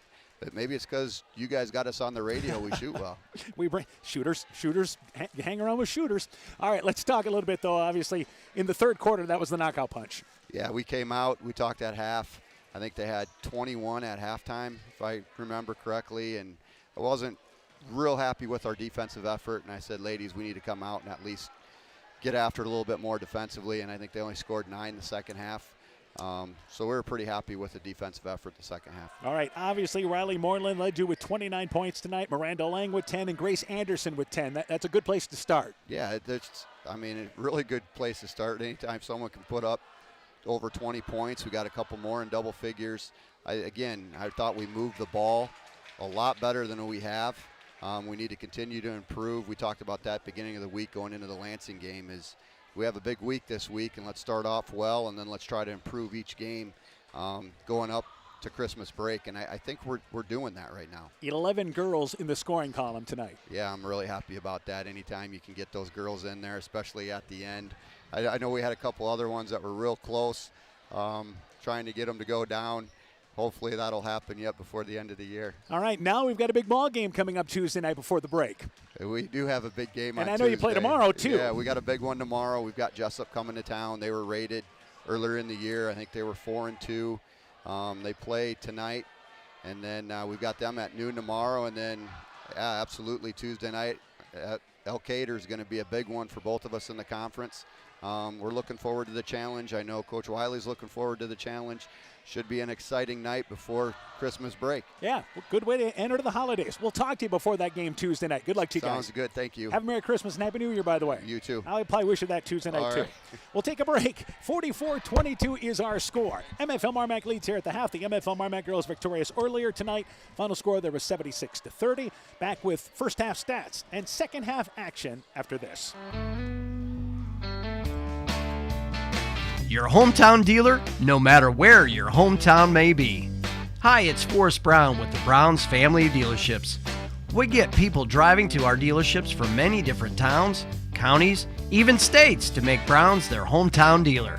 We have 4 convenient locations in Guttenberg, Elkader, West Branch, and Victory Ford in Dyersville. Check us out online at 4browns.com. Pirate Bulldog Basketball is brought to you in part by Ethan Kane Construction. If it don't drain, call Ethan Kane. T&K Cahoon, your Napa dealer in Monona. St. Olaf Ag Sales and Service. The Lowena Savings Bank, member FDIC. Fisk Farm and Home in Monona, Cresco, and Decorah. Quillen's Quality Food, serving Northeast Iowa. Carr Auto Group, online at karautogroup.com. Meyer Collision and Service Center in Guttenberg, and Grau Logs and Lumber in Elkader. Timber is a crop. Harvest wisely. At the half, 44-22 is our score. MFL MarMac in the lead. Other boys games tonight, Southwind leads Central 27-18. Edco has defeated East Buchanan 67-36. Central City has defeated Starmont 56-25. I'm joined by Aaron Hammond. Let's go through the first half totals of our boys game. First off for the Bulldogs. For the Bulldogs, they got a lot of guys in the scoring column already. Zach Driscoll with 9 and Caden Stocker with 9 to lead the way. 8 points for Wyatt Powell, 6 points for Chauncey Dran off the bench, 4 points for Colin McShane, 4 points for Parker Keel off the bench, 4 points for Carver Blitz Bentine. They've got 44 points. They shot 45% in the first half. For the Postville Pirates, they are led by Josiah Minicue with 9 points, 5 points for Kobe Bohr, 3 points for Javier Hernandez, 3 points for Jacob White, 2 points for Benji Silva. They are also shooting in the 40s, 43%. The difference here, Postville has taken 21 shots. MFL MarMac has taken 38 shots. So get more shots, shoot the same percentage, you're going to get more points. Yep, and the difference is obviously turnovers, fast break opportunities for MFL MarMac, though Postville hasn't backed away from them. They have not. They keep battling, and they're ready for it here in the second half. Here we go with the second half. It'll be Jacobs along with Minicue. Also out there, Hernandez, Bohr, and Silva. That's for Postville with the basketball. For MFL MarMac, Powell. Also out there, Stocker. You have Driscoll, who knocks the ball away from Minicue, picked up by Powell, back to Driscoll. Driscoll drives in, scores the left-handed layup. Also there is McShane, Blitz Bentine, and I believe we got all 5 there. Is that right? That's 5. Stocker, Blitz Bentine, Powell, also McShane, and once again Driscoll. All right. In the backcourt, stopping the dribble there is Silva, wisely, and the guard comes over to get it in, once again, Minicue. However, they took too much time. A 10-second violation by Postville. And MFL MarMac defensively forces the turnover. Well, MFL MarMac comes out in a little three-quarter full-court man-to-man here and just pressuring the ball one-on-one and forcing that in the backcourt. Driscoll in the corner to Blitz Bentine, right side, back out on top to Powell. Powell to Driscoll in the corner. And wants to drive, but cut off by Bohr. Driving is Powell, left side McShane. McShane drives baseline, takes a little one-handed runner. Strong, no good. Weak side rebound, Blitz Bentine in midair, catches it, banks it up and in. And the Bulldogs have scored the first 4 points of this second half and extending to 26. Silva in the backcourt. Stops the dribble, needs some help. And they go on top there to Hernandez. Right side through it behind Jacobs, out of bounds. And again, they got the ball, at least got it to center court in the offensive end, but they turn it over, trying to pass it on the sideline. Yeah, the Pirates just not able to get into their offense right now because they can't get the ball into the front court. Powell brings it across the timeline, left side now to McShane. McShane, top of the key to Driscoll. So the Bulldogs have certainly continued offensively. Here's McShane, back out on top to Driscoll. Driscoll, top of the key. That's Powell open, top of the key for 3. Aired it out long, and the rebound hits the floor underneath, and it goes out of bounds. So Powell's been shooting the three-pointer. Not a lot of rotation on that shot. Yeah, his shot has just been a little off. Not a lot of backspin on it. Just kind of pushing it up there and letting it float, and it's not falling right now. So they continue the full-court pressure. Bohr, Minicue comes to help him out. Minicue gets by. Powell, who went for the steal, brings it in the offensive end. Minicue dribbles into a lot of traffic, loses his glasses as the ball's knocked away by Powell. And to make matters worse, they said Minicue knocked it away in front of the MFL MarMac bench. He was the last one to touch it, and it goes to MFL MarMac. So they force a half-court turnover. Well, we talked about Downing being injured, and there's another ball handler not on the court helping out with that pressure from the Bulldogs. Powell on top. Right side goes to McShane. He's open just off the top of the key. Left side for three. Line drive it short. Rebound right into the hands of Blitz Benteen. Right underneath the basket. Falls into his hands. Flips it up with the left hand. They lead by 28 right now. And here is Silva. Throws it over top of that press. They get it ahead to Minique. Minique brings it back out on top to Jacobs. Postville really yet to even get in their offense here this first 2 minutes. They're struggling to get things set up, and if they want to, they have to. Silva slips driving in, and he's tied up, lost his footing, tied up by Driscoll as Silva wanted to drive in, and that is a jump ball forced by Driscoll, and the turnover gives it to MFL MarMac. At the free throw line is where that occurred, and the Bulldogs get it back. So 28-point lead for MFL MarMac, starting to pull away in this third quarter. Right side, they set a pick for Powell. Powell's open. Left side launches that three. Short off the front of the rim. Better rotation, though. Yeah, a little better. Yep, Driscoll gets the rebound. He drives in, and Silva stays away. Doesn't want to get his fourth foul. And Driscoll slashes down, raise it up and in from the right side. Just laid it up. 30-point lead for MFL MarMac. Bohr across the timeline. I'm not so sure. Another timeout not coming for Postville pretty quick. Left side, Minique. Minique drives in, caught in the air, flips it to Jacobs, goes through his hands, out of bounds. He was caught with nowhere to go. And here's another turnover by Postville. Yeah, pretty young third quarter here, and that's already the 6th turnover for the Pirates. So Coach Nessa might want to calm the guys down, refocus a little bit here with the timeout. They have barely gotten the ball past free throw line extended in this third quarter. Blitz Benteen, left side, Stocker, deep left corner for three. Short off the side of the rim. He was kind of stepping back into that. Didn't get a chance to kind of reset fully. Here's Jacobs. He drives in left side. A wraparound pass there to Minique.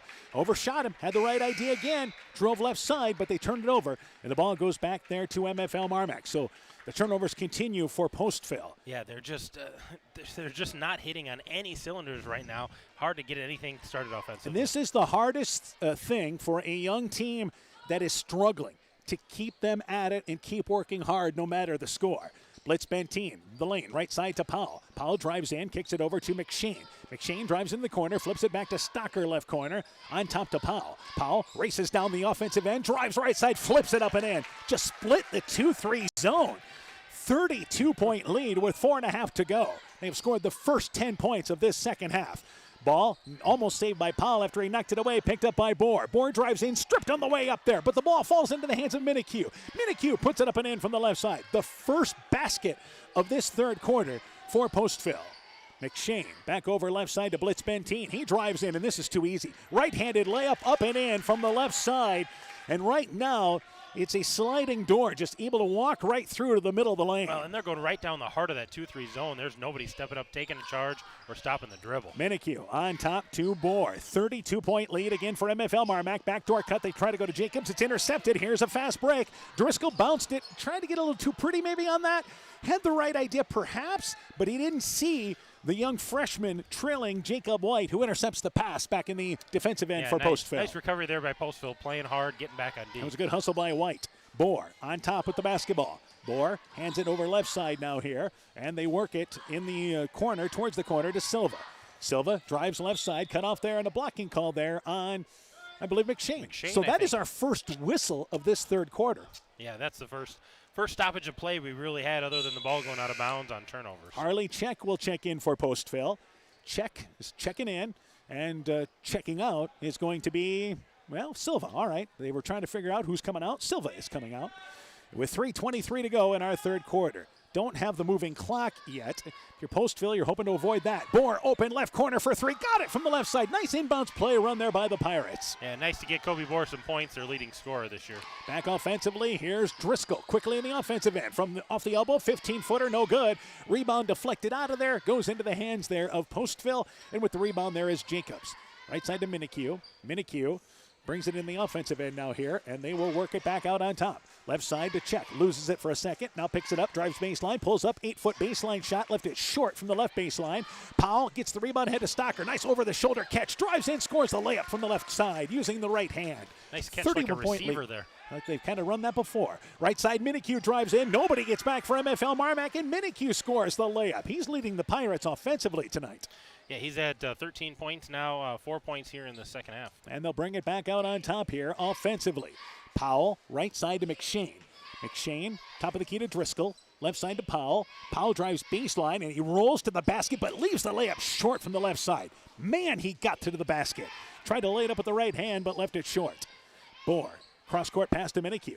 Minikue brings it back out on top to Check. So Postville now here getting into their offense a little bit better. A little offense, a little half-court defense by the Bulldogs. White, nice bounce pass to Check, but he banks the shot long facing the basket. Let him well. Rebound here is McShane. He drives in, swoops in from the right side, just reaches over, lays it over top. As McShane not stopped at all in the drive in, and they lead by 31 once again at 60-29. Backcourt area, White checked in a few moments ago. MFL MarMac really hasn't had to go to the bench yet here in this third quarter. I think we'll see that as the fourth quarter gets underway. Check back out on top, and they work it with, once again, Jacobs. Jacobs back to Minikue. 90 seconds left in our quarter. And Minikue on top, right side, deflected, picked up by Blitz Benteen, gets it ahead to Powell. Powell drives in, scores a layup. Powell has just been a layup machine tonight in the fast break. Well, he's been getting to the rim, and he's left a couple of them short, so he would have a whole lot more points. But I think that's his bread and butter to try to get his shooting going. 62-29 now our score. Jacobs drives baseline, loses his footing, somehow saves it on over to White. White fouled from behind by Blitz Benteen. Blitz Benteen, and again, I would say a head taller, certainly more physical than White. It's like a linebacker going up there against a small safety. Yeah. And I mean a small safety. And he just kind of reached over the top and tried to get from behind all at the same time and made a lot of contact. All right, here's the substitutions. Blitz Benteen, Powell, Stocker all check out for MFL MarMac. Parker Keel in, Chauncey Duran. And also coming in for them as well will be Kishman as well, Mason Kishman. So with a minute to go in our third quarter, 33-point lead. Minikue, backdoor cut, nice feed from Silva, but he banked it well along off the left side. Minicue's been really good around the basket, missed that shot. Here's McShane, open left side for three, launches it, got it from the left side. Biggest lead of the night for MFL MarMac, and the clock will start moving. Yeah, we'll see a continuous clock here in the fourth quarter. We're under a minute here in the third. Check has it right side, brings it to the elbow, takes a leaning shot, blocked by Kishman. Kishman the block, he's going to lead the break. And he wisely realizes that I'm a center and then loses the basketball. Check drives in, crazy shot, misses it right side, Dran the rebound, but he's tied up there by Bohr. It is a jump ball that stays down here with Postville inside 20 seconds and counting in our third quarter. Substitution, Harley Check will check out. Hernandez back into the ball game. And they'll take it here in bounce. And they'll take it off the left side. Silva back to Bohr. Bohr, left corner, steps inside the three-point line. 17-footer, shot no good. Keel tips out the rebound to McShane. Chauncey Dran ahead of the break, drives in, leads it over the front of the rim, but it rolls off the back of the rim, no good. Driscoll misses the putback from right to left. And it is Kishman, the offensive rebound, banks it in from the left side as the third quarter comes to an end. Bulldogs, with the clock moving, have their biggest lead of the night.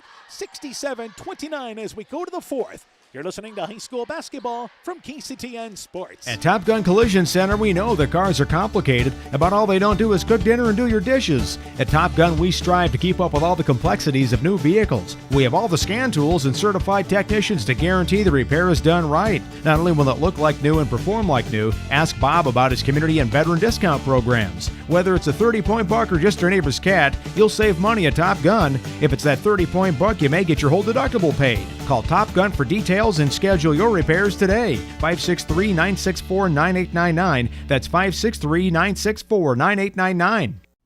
Pirate Bulldog Basketball is brought to you in part by the Postville Veterinary Clinic, Bruins and James Insurance, your Grinnell Mutual agent in Monona, Outdoor Creations, your Floral, Landscape, and Garden Center in Monona, Thompson Construction and Monona Overhead Door, TJ's Pizza in Monona and Claremont, Myers Auto Service in Monona, Clayton County Recycling of Monona, Farmers Savings Bank of Colesburg, Elkport Garber, Strawberry Point, and Arlington, member FDIC, and by Culligan Water Conditioning of Elkader. So we start the fourth quarter here. MFL MarMac on their way, leading 67-29. They outscored Postville 23-7 in that third quarter. It is Postville's basketball. Bohr, also starting the quarter for them is Ortiz. You have Hernandez and Minikue along with Silva. So we start the fourth quarter. Again, MFL MarMac 23-7 was that third quarter. And middle of the lane, they go to Ortiz. Ortiz stuck in the lane and traveled with the basketball. He did. Switch pivot feet. Turnover by Postville. Shooting in our third quarter, Coach. The Bulldogs were 11 for 20, so shooting 55% there in the third quarter. The Pirates were 3 for 10, 30% shooting. And for MFL MarMac starting this quarter, and again, we'll see a lot of subs. Bryce Deal, a 6-foot sophomore. Keel at the free throw line, bounces it to Duran. Duran from the left side, too strong. Gets his own rebound, put back from the left side, up and in. Wants to pad those rebounding stats. 40-point lead for MFL MarMac. And also into the ball game for MFL MarMac starting this half, Brock Hackett. That's a 5'10 freshman in there. Moore, nice feed underneath the Minikue. Minikue banks it up and in from the left side. So Minikue's been much of the offense for Postville. He has. He's been picking up some of the slack for not having Downing, and Kobe Bohr just not scoring as much tonight as he normally does. Keel at the elbow. Left side goes to number 13. Deal left side for three. Shot is no good. Duran got a hand on the rebound along with Ortiz for Postville. Silva picks it up for MFL MarMac. 90 seconds into our fourth quarter. Only 2 fouls on MFL MarMac this half. Postville has not committed any. And now traveling with the basketball is Silva. Silva brought it to the right elbow, took an extra step. Pressure there by MFL MarMac. And you want to talk about turnovers. That first half, Postville had 19. They had 10 more turnovers in that third quarter. So the credit to the MFL MarMac defense. And right side, it is Keel. Drives in, left-handed, but uses the right hand. Banks it long, just off the right block. Rebound saved there. Nice flip back by Hernandez. Saved it back to Ortiz. Pirates bring it into the offensive end. 6 minutes left in our ball game. MFL MarMac trying to get a winning streak heading into the break as they close the first half of the season on Tuesday night against Central. And here's Bohr. Stops his dribble, but able to go to Silva. Silva looking backdoor. Deflected out of there by Kishman. Intercepted by MFL MarMac. Here's Duran to Keel. Keel drives in, uses the left hand from the right side, and banked it too strong. Deal the offensive rebound. Misses it on the putback. Then Duran loses it out of bounds, and it goes back to Postville. And MFL MarMac missed a great fast break opportunity. Yeah, another fast break. They came up a little empty on that one. So they need to start finishing those with these youngsters on the court. MFL MarMac scored 92 in the ball game Tuesday night. And here's a turnover by MFL MarMac. No, it's not. It's actually by Postville. Bohr went to Silva, but a great job by Silva tracking that ball down in front of the Postville bench. And now Deal commits a reach-in foul, as with it on top was Ortiz. The foul committed there by the Bulldogs on the reach-in. Well, and I think it's safe to say MFL MarMac has things in hand here tonight. So they're looking next Tuesday. They play Central, which I think that's a winnable ball game for them. So they could go into the second half of the season undefeated in the conference. They've got a big matchup with Clayton Ridge to start the second half. And on top with the basketball is Ortiz. Ortiz left side being hounded. By the way, that would make MFL MarMac the only undefeated boys team in the conference going into the break. So the ball turned over by Postville. Parker Keel picks up the loose basketball. May have caused that steal. And with it on top, Kishman. Kishman, top of the key. Back over there to Deal. Deal, right side to, once again, they're in Hackett. Hackett back to McShane. He drives in, covered to Deal. This group right now for MFL MarMac doing a good job running the offense. Kishman pulls up outside the lane, misses the 10-footer. Offensive rebound by Duran. Put back. It is up. It is in. Fouled. Count the basket. In a three-point opportunity for Chauncey Duran. And Chauncey Duran having a great night. He had those 3 buckets back-to-back in that first quarter. 6 points the first half. He's already got 4 points with a chance for a fifth here. He's in double figures here tonight for the Bulldogs. And what you're seeing there, he's going to give them hustle stats. Free throw good. Finishes off the three-point play. So again, the Bulldogs going away, back up by 40 here as a fast 41 rather. 72-31 is our score. With it on top, Postville has it again with Ortiz. The crowd continues to be on their feet because MFL MarMac going even deeper into the bench. And here's Minikue, almost knocked away by Parker Keel, picked up by Minikue. Drives in, middle of the lane, banks it too strong. And the loose ball picked up there by Ortiz. So the Pirates hang on to it. Minikue, right side, wants to drive baseline, and I believe he carried the basketball. Nope, they're going to call a hand check. He's going to call a hand check on Kishman there, forcing him to the baseline, a little too much body. And substitutions here. Number 4 into the game in Sawyer Keener, a 5'10 sophomore. Duran calls it a night along with Keel and Kishman. Also into the game is number 15, Caleb Mesera. And I think Mesera, 5'10 senior, I think the crowd's on his side, on Mesera's side. I think that's who they were calling for there. We could kind of hear them cheering for somebody to come off the bench. Sam Fraley, a junior, is also checked in. Here's Bohr, backs his way underneath from the right block, put it up and in. Nice job there by Bohr. Kobe's, a lot of focus has been on him tonight. He was guarded by McShane much of this night. Back out on top, Kishman.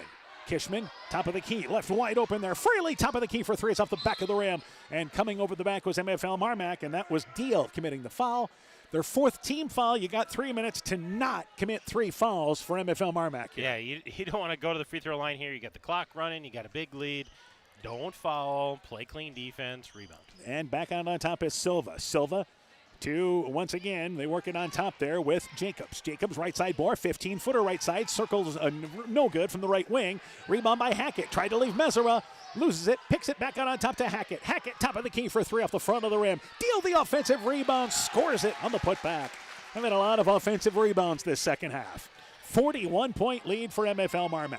Bohr, he's got a lane to the basket, fouled on the way in. Sure enough, he'll go to the free throw line for 2. Clock will stop with 2:29 to go.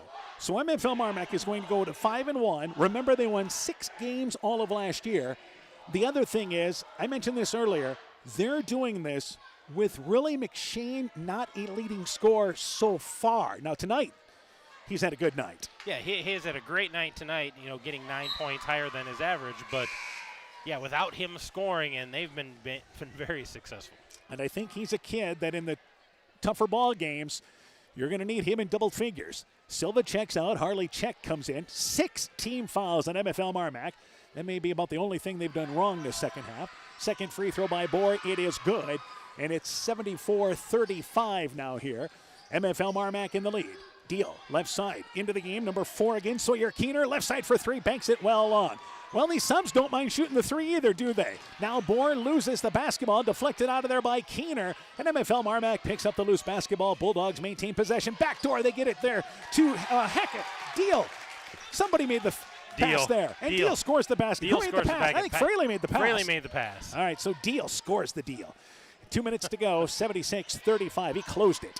Right side to Check. Check, guarded on top. Check has a lane to the basket, facing the basket, flips it up with the right hand, no good. Bohr, the offensive rebound, misses the putback, but he's fouled. Mesera wanted to draw the charge.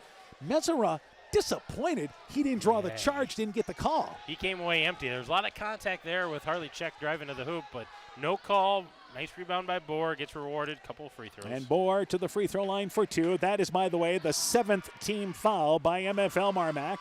Bohr makes the free throw there, and it's a 40-point lead for MFL MarMac. So MFL MarMac girls and boys going to pick up a couple of impressive victories tonight. Substitution as Hernandez checks out, and Ortiz comes back in for Postville. Second free throw on its way there by Bohr. Second free throw is good. So Kobe Bohr adding some scoring here late for Postville. Yeah, just getting himself back into that scoring column and knocking down 4 free throws. In the lane, Deal. Deal gets it left side. Nice entry pass there from the top. They worked it Keener down low, and Deal scores another basket. Yeah, basket for Deal and assist for Keener. And Bohr drives right down the defense, flips it up with the right hand, no good. Gets his own rebound. Left side to Check. Check stops the dribble, hands it back to Bohr. 90 seconds and counting here in the game. Bohr trying to lead Jacobs, and tough pass to make there with a lot of traffic. Goes off the hands of Jacobs, out of bounds. It was a high pass, too close, too hot to handle. Turnover gives it back to MFL MarMac. Yeah, a little mustard on that pass, too hard to handle. Now will MFL MarMac get to the 80-point mark. And Mesera, let's see if they can get him to score. He drives in the lane, loses the ball on the way in. Well, Mesera was trying to go to the basket. Got his pocket picked on the way in. He may be the only sub that hasn't launched a 3 yet. Back offensively, it is Bohr. Bohr left side for 3. It's off the side of the rim. Dio gets the rebound off the right. And he tried to lead Fraley, but overshot him. And there was Mesera ahead of the pack. Fraley had the idea. I'm going to try to get it to Mesera, but he's overshot out of bounds back to the the Pirates. Yeah, these Bulldogs are playing well, knowing where they're at each on the floor and trying to get those buckets for those young girls. Backcourt with 35 seconds and a fast-moving clock. Here's Jacobs in the offensive end, left side to Bohr. Bohr cut off at the free throw line, right side to Check. Check's got a lane to the basket. Deal with that late defense, somehow knocked it away. That's rec league defense. Ball picked up by Keener. Keener right side, Mesera right side for 3. Banks it well on. And a hard bank to the left from the right side. Well, everybody's gotten a 3 off now. He did get that 3 off, didn't he? And the rebound by Postville, 10 seconds to go. Jacobs on top. Jacobs drives in, one-handed runner, 8-footer, short, no good. Keener gets the rebound, so they will get one more shot. Mesera demanding the ball. He gets it, 2 seconds to go. Top of the key for 3. Off the back of the rim, it is no good, and the game comes to an end. He had a couple of looks, but for the Bulldogs, they don't reach 80. 93 the other night. 78 tonight's good enough. MFL MarMac, dominant first half. They led by 22. They pulled away in the second half. MFL MarMac wins by a final score of 78-37 over Postville. With the win, they are 5-1, 4-0 in the conference. Postville drops to 0-6, 0-5 in the conference. We'll take a break. When we return, game stats, coaching interviews. Your post-game show is coming up. You're listening to high school basketball from KCTN Sports. Is it time for a change to Nightingale Drug? If you feel lost in the main chain store pharmacies, take time to stop in and visit with us about our services, such as one-on-one consulting, free local delivery, competitive pricing with most insurance plans, and Medicare accepted. We'll make the transition quick and easy for you. Come to the people you know and trust. Nightingale Drug and Gift Shop, your small-town, family-friendly business with locations in Guttenberg, Postville, and Waukon. At Almaquee Clayton Electric Cooperative, we provide more than energy. We also provide ideas to help keep you safe. Did you know light bulbs can reach 300 degrees Fahrenheit and are an often overlooked fire hazard? Overloaded outlets or faulty wires can also cause fires. Never run appliance or extension cords under rugs or furniture, as the cords can overheat and cause a fire. At Almaquee Clayton Electric Cooperative, we care about keeping you safe. That's the power of human connections. Almaquee Clayton Electric Cooperative, your touchstone energy cooperative. Take on what Mother Nature throws at you with a John Deere 1 Family or 3E Series tractor. With quick hitch capabilities, you can add rear or front snow blades, a snowblower, and a bundle of other attachments. Work better, faster, and more comfortably this year on a John Deere tractor. Come by your local dealer and see why nothing runs like a Deere. Visit Bodensteiner Implement at one of their 10 Northeast Iowa locations today or request a quote online at bodimp.com. Your hometown, a place to grow, a place to learn, a place to cherish. At Fidelity Bank and Trust, we know the importance of growing up, working, and helping your hometown prosper. And we understand the relationship between a customer and the place they call home. That's why Fidelity Bank and Trust is proud to support our local high school athletes. Teamwork gets the job done, and you're on a great team with Fidelity Bank and Trust. Member FDIC.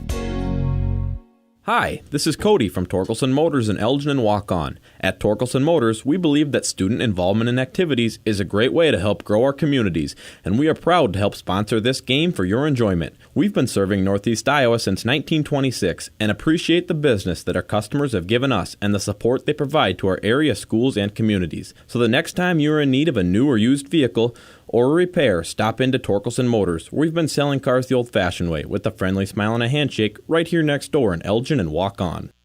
Welcome back to Monona. Post-game show begins here. We're joined by MFL MarMac basketball coach Eric Detbarn. Coach, first off here tonight, I mean, offensively, you put up 78 points, but defensively, where it started for you guys tonight. Yeah, I thought our intensity at the defensive end was pretty good tonight for pretty much the entire ball game.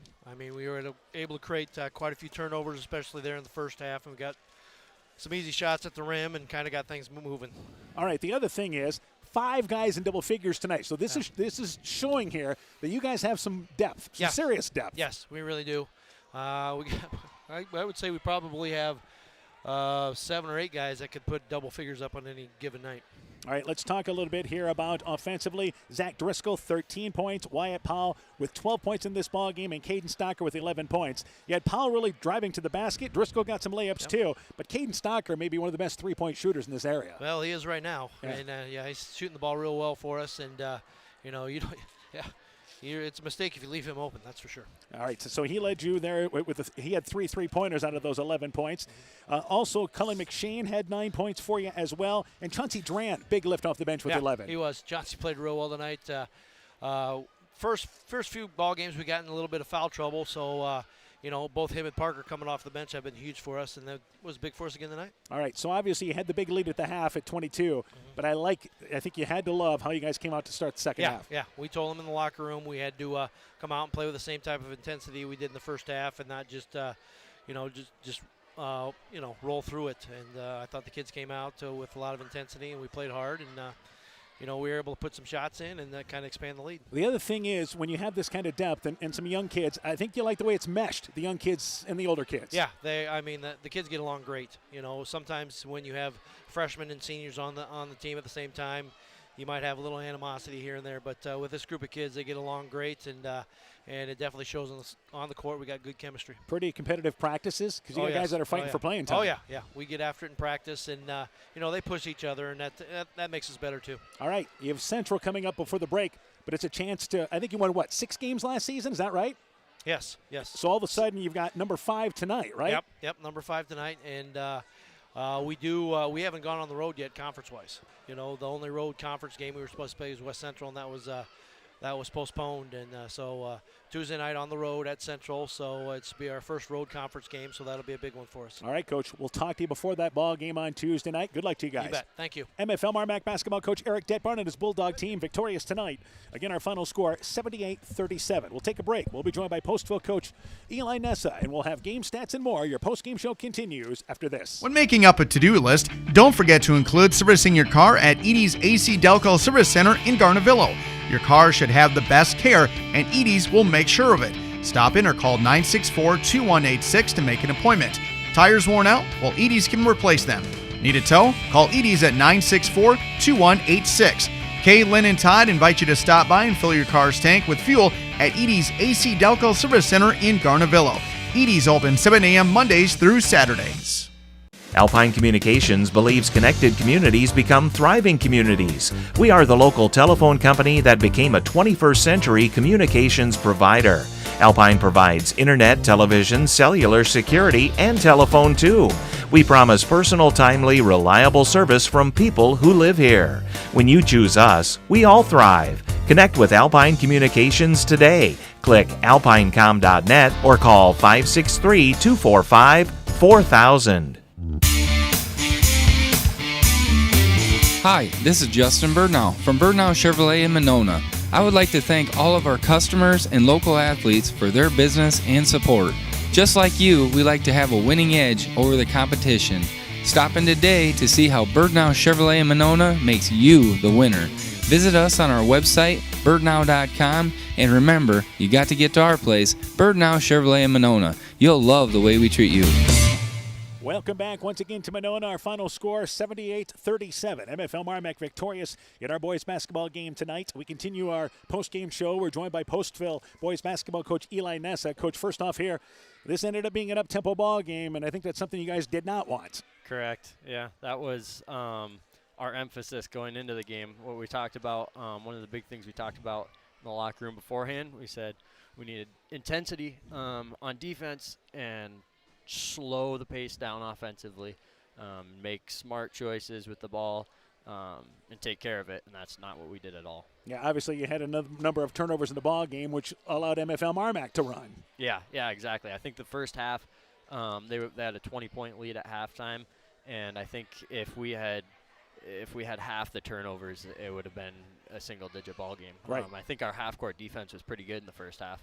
All right, yeah, actually we got him to play half court, right? Yeah, exactly. Offensively, Josiah Minikue, really strong game for you there, 15 points. Yeah, he stuck to our offense of scheme a lot and I think that's where a lot of it came from. He cleaned up some empty buckets and he found the cutting lanes that we're trying to push. And Kobe Boren, I know you lean on Kobe a lot. He's your leading scorer, and he had 14 points tonight. Yeah, he did does well for us offensively, and I'd like to see him take demand of the floor a little bit more. But that'll come, I think. He's young. He's a sophomore. He'll grow into that, I think, a little bit. So, again, those two combined for 29 points. You played without Cade Downing tonight. I know that doesn't help you with ball handling either there, but that's what it becomes for you guys. Where do you get the scoring from? Yeah, Cade definitely, we missed him tonight. Defensively also, he's a huge rebounder for us, and we felt his absence on the floor, but we got to find scoring, I think, just through our offense, really. I think most of the guys are pretty good scorers of the ball, and they just trying to do too much individually, and they're not trusting the flow of the offense enough. And I think it goes back to, you look at the second half of the Nashua Plainfield game on Tuesday night. That's what you guys are looking for. Yeah, exactly. Yeah, they played as a team. I was just telling them that in the locker room, that the second half of the Nashua Plainfield game, the ball was moving all the time. It never got stuck, and tonight it got stuck too much. Right, so that's part of a young, very, very young team in a lot of places continuing to grow. All right, you guys haven't a game yet before the break, right? Yeah, we play West Central on Tuesday, so we got one more day of practice, and then we got to play them. We need a win, and I think I think it's a good opportunity. Yeah, obviously you're both teams kind of in the same situation there. So what do you want to say to your kids in that ball game Monday night to have a shot? Or Tuesday night, I should say. We got to work as a team. We got to keep the ball moving. Focus on getting our teammates open, and ball movement is key. Our hustle's there. Our defense is there for the most part, just taking care of the ball and playing as a team and not letting the ball get stagnant. All right, Coach, good luck to you guys in that ball game Tuesday night. We look forward to catching up with you this season. Have yourself a Merry Christmas and Happy New Year, by the way. Thank you. Yeah, Merry Christmas to you, too. Thank you. Postville basketball coach Eli Nessa talking things over about his Pirate team. We'll take a break. When we return, game stats. We'll wrap things up from Monona. Post-game show continues after this. Mom, yeah, put that on my to-do list. There is more and more on my to-do list every day. I can hardly keep up, and I have to make sure everyone is paid. But who has time for the bills? You know who can help with that? Who? Elkader Tax and Bookkeeping. They not only do taxes, but specialize in bookkeeping services as well. Has your to-do list gotten too long? Want help? Give Elkader Tax and Bookkeeping a call at 563-245-2154. Gardavillo Auto and Tire is a full automotive service shop that offers tire sales and repairs. We have 24-hour gas and diesel pumps where you can pay at the pump, a tire truck and mobile service vehicle for roadside and on-the-farm assistance, and a semi-wrecker so no rig is too big. Check out our current tire rebates by stopping into Gardavillo Auto and Tire or call 563-964-2005. That's 563-964-2005. Epic Wear. Get personalized clothing for your school, your team, family, friends, business, or any event. Epic Wear has a huge range of customizable apparel, trophies, and awards, and they offer free design help or design your own apparel at getepicwear.com. And you can even set up a free web store for your fundraiser. Make sure to check out the selection of Bulldog Spirit Wear and Iowa-themed items at the Monona location. Epic Wear, located in downtown Monona and Waukon. Call 563-539-2300 to place your order today. Being good at life means getting your finances together so you can focus on the moments that matter most. With over 175 years of expertise, New York Life Insurance Company provides you with benefits you can enjoy while you're, living. So give your local agents Andrew Reimer or Troy Springer of Gothenburg or Bill Garms in Monona a call. You can reach Andy and Troy at 563-252-2471 or Bill at 563-880-5530. They can help you and your family be good at life. Welcome back to Monona. MFL MarMac boys win big, 78-37. We're joined once again by Coach Aaron Hamann, and let's go through the individual totals. So let's start with MFL MarMac. A lot of guys in the scoring column tonight, led by the freshman Zach Driscoll with 13, 12 points for Wyatt Powell, 11 points for Caden Stocker, 10 points for Carver Blitz Benteen, 4 points for Parker Keel, 9 points for Cullen McShane, 2 points for Mason Kishman, 11 points for senior Chauncey Dran, 6 points for Deal, 78 points. They shot 45% overall tonight, 27 of 48 inside the arc, so 56% shooting, and then 6 of 11 from the free throw line, 55%. 9 turnovers for the Bulldogs tonight overall in this game. And again, some of that is because of the pace they play. So some of those you expect because it's an upper tempo pace. Postville, as Coach Nessa said, didn't want to run, was kind of ended up having their hand forced tonight in this ball game. Let's go to the totals now for the Pirates. Pirates were led by Josiah Minikue with 15 points, 14 points for Kobe Bohr, 3 points for Javier Hernandez, 2 points for Benji Silva, and 3 points for Jacob White. So 37 points on the night for the Pirates. They shot 37% from the field, 4 of 6 behind the arc, 10 of 32 from inside, 5 of 8 from the free throw line for 63%. But they had 36 turnovers on the night. So and they had 19 in the first half. They had 10 in the third quarter, another 7 in the fourth quarter. So it was every quarter that MFL MarMac was just forcing the issue. Yeah, so MFL MarMac wins this ball game 78-37. Let's update you here on the other boys' scores. It is Edco victorious over East Buchanan tonight, 67-36. Final score of that ball game. At the end of the third quarter, Southwind leads Central 51-26. So Southwind on their way to winning that ball game. And also in girls basketball tonight, Central City beating Starmont 56-25. As far as other girls finals tonight, Central beat Southwind 59-36. East Buchanan over Edco 61-27. The final score there. Again, the MFL MarMac girls win this tonight 76-30. So impressive wins by the MFL MarMac girls and boys. MFL MarMac, let's start with our girls game. Victorious over Postville. Let's get your thoughts on our girls game. Yeah, I think they played much better. Obviously, they were Postville was outmatched by them tonight, but I thought their defense was much better. That it's going to have to get a little more crisp, a little more clean as they go, into the second half of the season.